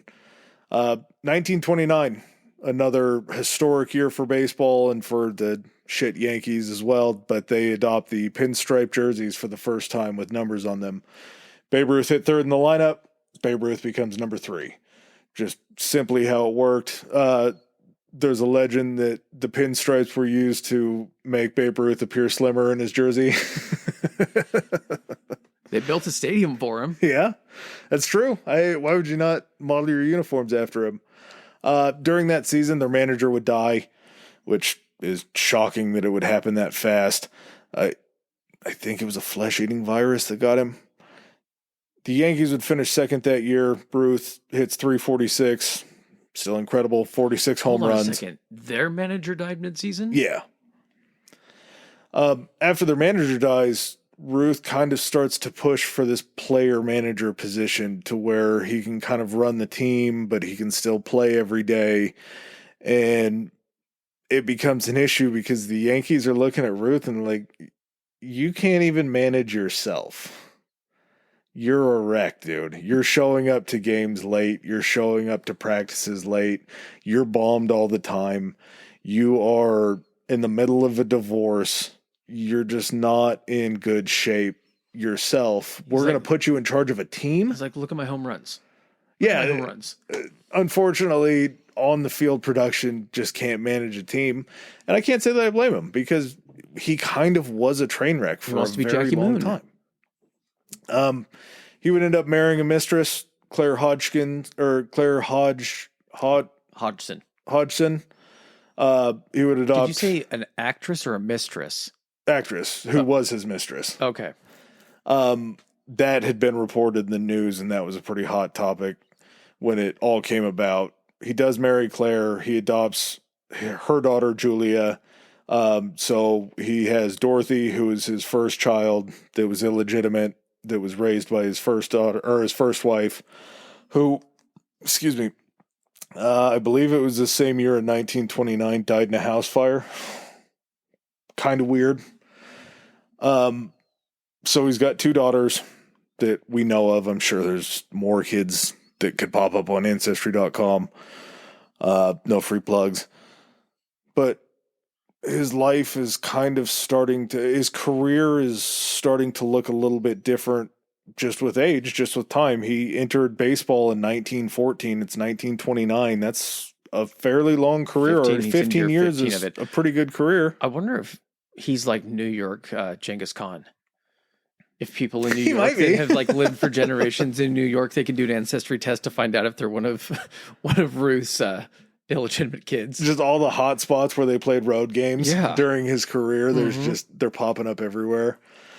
March 7th, 1930, Ruth signs a 2-year, $160,000 contract, which is almost 2.5 times greater than the next player in Major League Baseball. It's like the largest pay gap that's ever happened in Major League Baseball.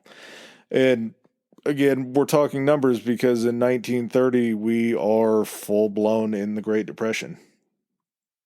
So you have people that are struggling to find food, and Babe Ruth is signing an $80,000 contract or $160,000 contract for 2 years. He's getting paid $80,000 a year. At this point in time, he was making more than the president. And Babe Ruth was asked how he can justify making more than Herbert Hoover. I guess that doesn't. It's not as impressive hearing that because you compute to what the president's supposed to make. Yeah. And what athletes get paid. So, of course, but back then, the simple fact that baseball is still, it's a sport, it's a novelty. Yeah. It's not what it is today, but you have a person there making more than, at that time, the leader of the free world.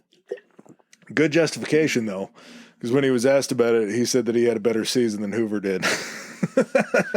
That's true. Yeah, I think you could claim that. The guy that throws you into the Great Depression, it's probably going to be okay. During that season, hits 359, 49 home runs, like I said. He pitches his first game in 9 years. He pitches a shutout. The Yankees finish in 3rd place in their division that year, so they don't end up making it to the World Series. 1931, the Yankees missed the World Series. Ruth's still playing well. Bats .373, has 46 home runs. And that's year 17 now? Yeah. Jesus. Yeah, the dude's just cruising along. 1932, the Yankees play great. Ruth's numbers start to falter slightly. His batting average falls to .341. He only hits 41 home runs. Take a deep breath. You're going to need it. They meet the Cubs in the World Series. Game 3, Ruth hits a 3-run home run. The Cubs come roaring back to tie it 4-4 in the fourth. In the top of the fifth, Babe Ruth comes back up to bat. He ends up taking the first pitch, taking the second pitch, then seems to maybe point his bat out towards center field. And ends up taking his third pitch. We have a 2-1 count. Very next pitch, Babe Ruth hits a home run directly to the area that he had just pointed his bat. This completely shatters the Cubs. Yankees win the World Series. This is maybe the most famous Babe Ruth story there ever was, where he called his shot. Yeah. Well, it might be different for kids now, but, and again, this fucking feels like I'm dating myself, but even when we were growing up, how many times would you step out there with your friends and just fucking around and you would point the bat out? Every time. Every time, regardless of what you hit. You never hit your shot, but that was just something. You know what that was? That was the thing before Kobe. Yes, it was. It was Ham Porter and Sandlot. Mm-hmm. Yeah, that's exactly what it was. And of course, Babe Ruth called his shot the Sultan of SWAT, the guy that hits more home runs than anybody. This guy points his bat to center field. Colossus of Clout, yep. Points his bat to center field, hits a home run directly to that spot. That's just the story. That's how it all goes. Well, it turns out that sneaky little minx, Babe Ruth, in the interview after the game was asked if he called his shot, and he goes, I would love to meet a baseball player that could point a bat to where he's about to hit the ball. I didn't do that. The manager would have benched me if I tried to call my shot and didn't do it. There's no way that happened. I didn't call my shot. About 10 years later, the next interview that he does, they ask him about it. And he goes, well, why wouldn't I have done that? The Cubs were chirping me from their bench over there. They were trying to tell me that I didn't have it anymore and that I was too old. So as they came up to the bar at the front of the dugout, I just went ahead and I pointed out to the stands and I said, that's where it's going to go. And that's where I put the ball. Then in his autobiography, the story comes out that he had planned it the entire time. He was going to do it at some point. It was the right time in the game that he decided to make this happen. So the story evolved from no, I didn't do it, to yeah, I did it to prove the Cubs wrong, to yeah, I'm the man and I can do it whenever I want. Just a very odd progression of that story. I've seen the video of it. He didn't do it. I mean, there's no way. It's just, the evidence is grainy, but there's no way it could happen. Oh, he didn't do it? No, he pointed his bat, but he didn't call his shot. Okay. It wasn't intentional. It was like when you go to kind of like stretch your arm out to like swing and get the bat out in front of you. This is complete happenstance, but goddamn did it make a great story that year. Okay. But how many still did that? Yeah. That is still a thing. That's what it is. There's a term, calling your shot. Mm-hmm. And that's where it comes from. All based around Babe Ruth. 1933, still faltering, only hits .301, still above 300, still above Hall of Fame levels. 34 home runs that year. The Yankees finished second. He plays right field for the first time ever, in the first ever All-Star game. He hits the first ever home run in All-Star history. In that same season in 1933, he ends up pitching the last game that he'll ever pitch. Of course, it has to be against the Red Sox, and of course, he shuts them out. It's just poetic at that point. 1934 would be his last season with the Yankees. His hard life had finally caught up to him. He ends up hitting below 300 at .288 and only has 22 home runs. Still, anyone would love to have those fucking stats. Yes. Those stats make you an all-star in baseball. Yeah, 22 home runs might be a little low for right field or for wherever he was playing at the time, but that's still a great season to have. It's still going to make you money. You're still going to get a contract. By 1935, Ruth was pushing for a manager job harder than ever. He sees that that's his next progression in life. And there's kind of this thing that it's tough to explain just because it's really in no other field. But they always say that an athlete dies two deaths. An athlete, the day he retires and then the day he actually dies. Yes. And it's tough to look at that having a normal job and really understanding, but Babe Ruth has made his life around baseball. It was his first or his second family after being in St. Mary's. And to have to walk away from that life would just tear you apart. So he knew that his next job had to be a manager, but he had burned so many bridges. He is the closest thing that I could think of, and it's not even modern day anymore at this point, sadly. He's kind of like the Shaquille O'Neal of baseball at that time, where Shaq was great with the Magic. He burned his bridges. He was great in LA. He burned his bridges. Everywhere that he went, he was always kind of a problem, but he's still a top 25 player of all time. And he stayed close to the game. Yeah, there was a point in time when Shaq was unstoppable. He was just a force that Big nobody Diesel, could, baby. Yeah, nobody could overtake him. Wherever he went, he won. And that was also at the sacrifice of kind of being a dickhead, rubbing people the wrong way, and not sticking around in a place too long because you were kind of a problem. And that was sort of what Ruth was, but the Yankees could never get rid of him because he was drawing tickets and he was constantly performing. So as soon as that starts to dip and he knows that he has to find a new role in life. Did you just catch that fly out of the air? I did. It's pretty good. I felt like I had to mention that. Mid-sentence, too. Jesus. Not too bad. So he goes to the Yankees and he says, I want to be the manager. The Yankees end up offering him the manager job for their top minor league team. He says, I'm a major league manager. I'm not going down to the minor leagues to do this. You're a major league player. Yeah, like this is your first managing job and you're not going to take a top minor league job. It was insane to think. The Tigers also considered Ruth for a bit. There were some talks, over the phone. They were put off pretty mightily that Ruth skipped their face-to-face meeting for a vacation in Hawaii and did everything over the phone. I'm sure that would probably piss the Tigers off pretty bad that he You just obviously skipped really town. want this job. Yeah. There was an off-season trip to Japan, which was like this worldwide tour that he went on. But he had such an impact on the people of Japan and kind of brought the game of baseball to Japan that during World War II, when the Japanese would be attacking the U.S. soldiers, they would scream death to Babe Ruth. Seriously? Yeah. Yep. That was how much of an impact he had in Japan that they didn't say death to the president, death to Babe Ruth is what they were saying. That had to can you imagine being like the first group of soldiers to hear that? And you're like, what the fuck?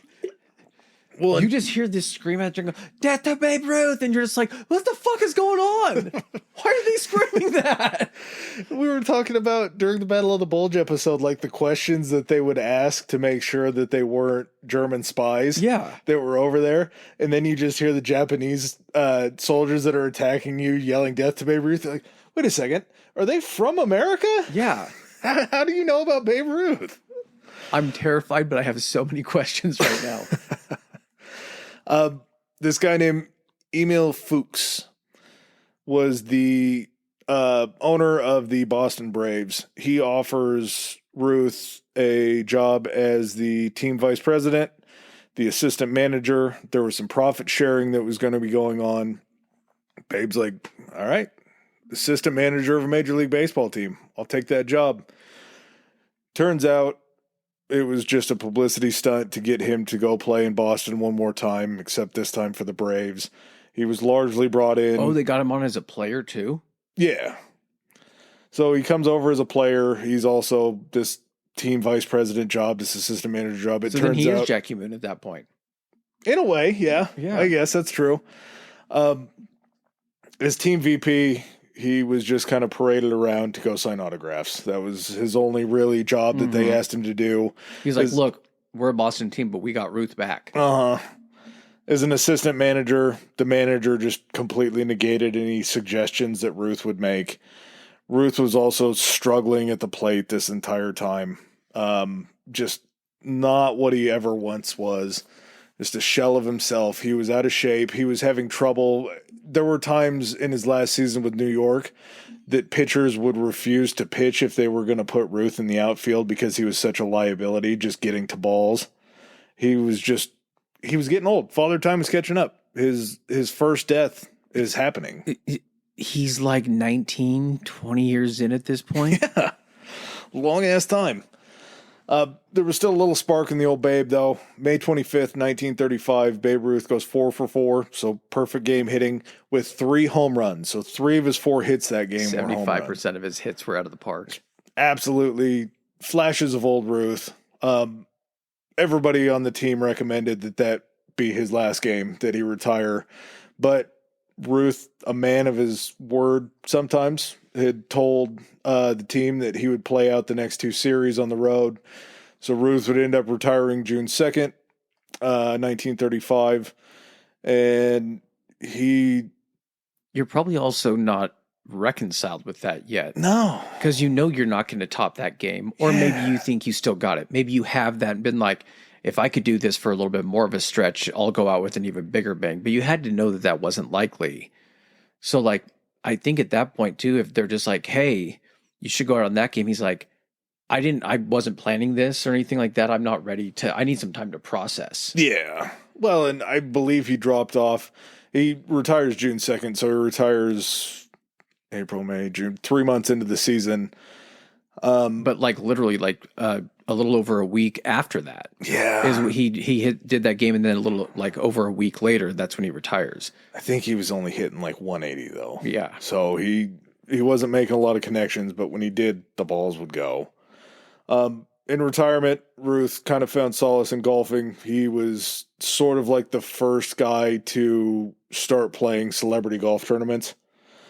But he still wanted to be a manager. So he's golfing in the off season, in his off time. He's still playing in exhibition games. He's still rolling in that dough, bringing in those money from those exhibition games. He's at this point, he is an exhibit. Well, cool enough during this point in time, Ruth was playing games that were mixed race games. He was playing games with Negro League players. So he didn't have those same qualms that everybody in the MLB had because this is pre-Jackie Robinson. This is pre that time. So he's out there not only making money, but he's allowing those guys to make money too, which is huge for that time. He ends up being snubbed for a manager job again and with the Yankees one more time. 1938, the Brooklyn Dodgers come calling. They hire Ruth as a first base coach and kind of hint towards there's a good chance you could have a position with us higher up in the ranks, potentially a manager. That selling point has got to be also a combination of like, because if he wanted a manager job, but then he takes it with the Dodgers for first base coach, there has to be a little bit of like, hey, the Yankees really didn't want to give you anything. Come play for us. We'll get you in a position and then we'll groom you to take over. And part of his mindset had to have been like, this is how I'm going to coach in the same, and then I'm going to become the manager in the same city, and then I'm going to be better than you. Well, and at some point in time, you got to start feeling for this guy because he's being promised these jobs so he can come in as basically like a ticket generator. People want to see Ruth still. A sideshow. Yeah. And that's kind of what he's reduced to. And after the Dodgers pass on him and hire another manager, Ruth leaves the Dodgers. He's just really had enough of it. Prior to that, in 1936, Ruth becomes one of the first 5 players that are inducted into the Baseball Hall of Fame.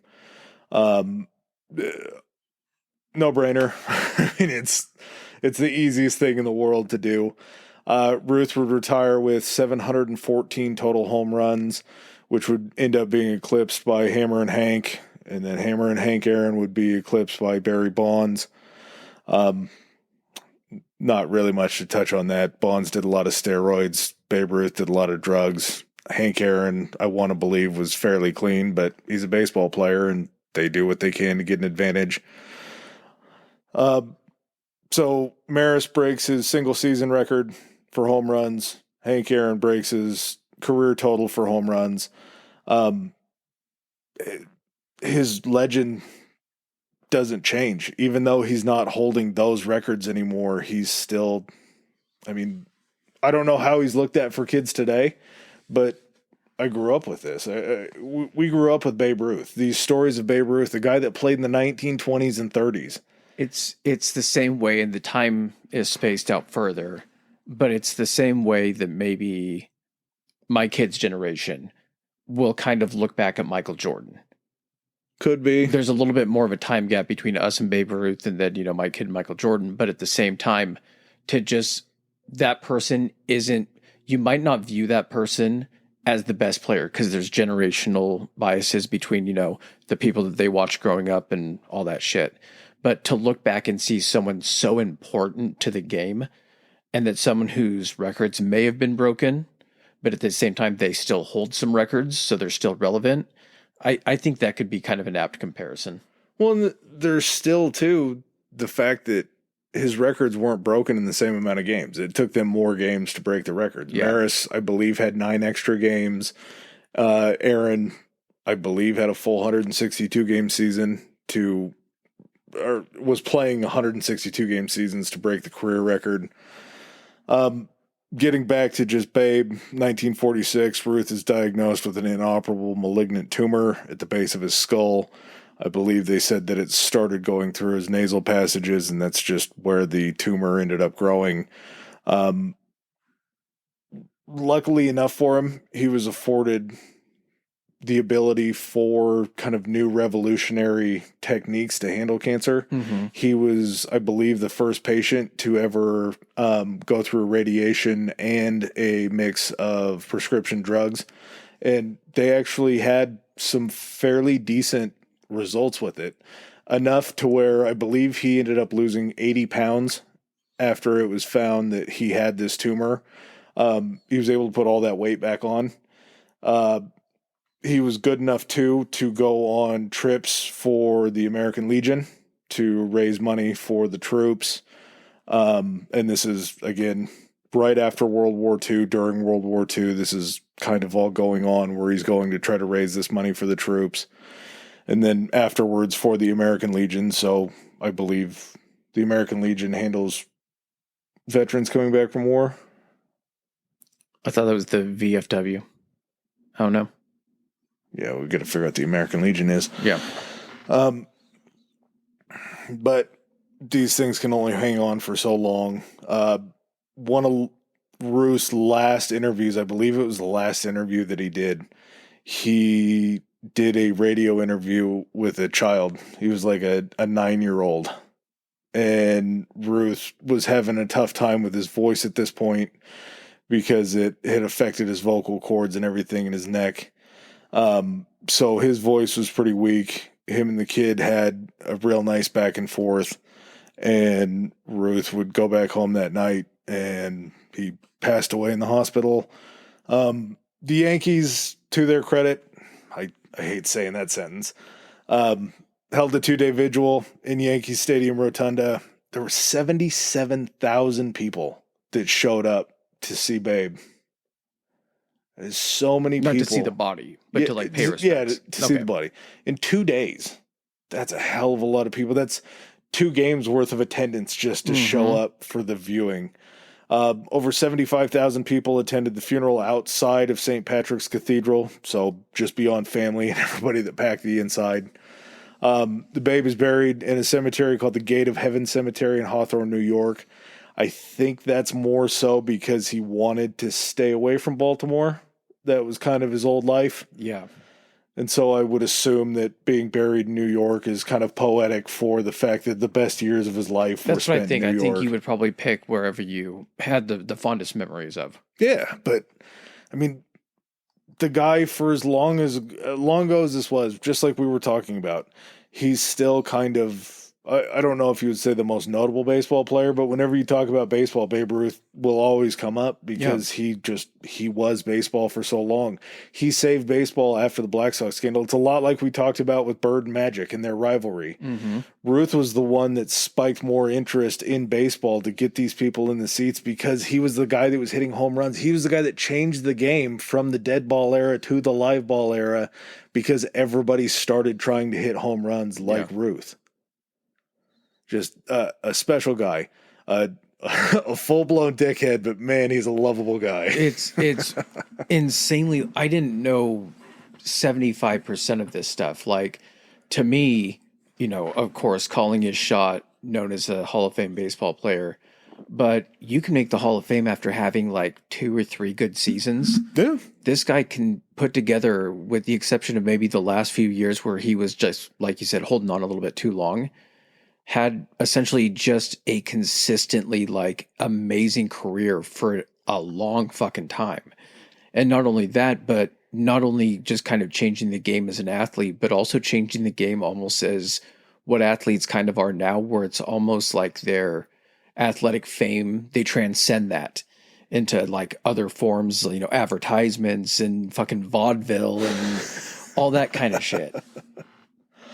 Yeah, some of his old clips in movies, that he was in, they're just so funny. He's when you hear Babe Ruth's voice, it's just like, yeah, that's Babe Ruth's voice. Yeah. He couldn't sound any other way. Mm-hmm. Like a man that would collapse at a train station from eating hot dogs. Yeah. Definitely. All right, man. You got anything else? No, that was a fun one. I hope everybody enjoyed it. Sports topics are always a little bit scary because sometimes it's they a huge work. Part of history, man. If you look back at the past, sports are something that are intertwined within, not even ancient history, but just like even modern day stuff, larger than life figures. It's all intertwined within our society. Yeah, and he was bigger than the game of baseball. Yeah, exactly. All right, guys. Thanks for joining us on this one, and we'll catch you next week. Peace. All right, ladies and gentlemen, thanks for joining us for another episode. If you like what you heard, hit that subscribe and like button. Follow us. If you didn't like what you heard, still hit that anyway, because we'll probably cover something in the future that you do like. Please follow us on our social media. Adam, hit them with it. Our Instagram is historically high pod, historically high pod, and we are on Twitter at historically high. That's historically HI. All right. And if you guys want to send in any feedback, suggestions, hit us up on those two, or you can even do it on Gmail. It's historicallyhighpodcast@gmail.com. Thanks again. Peace.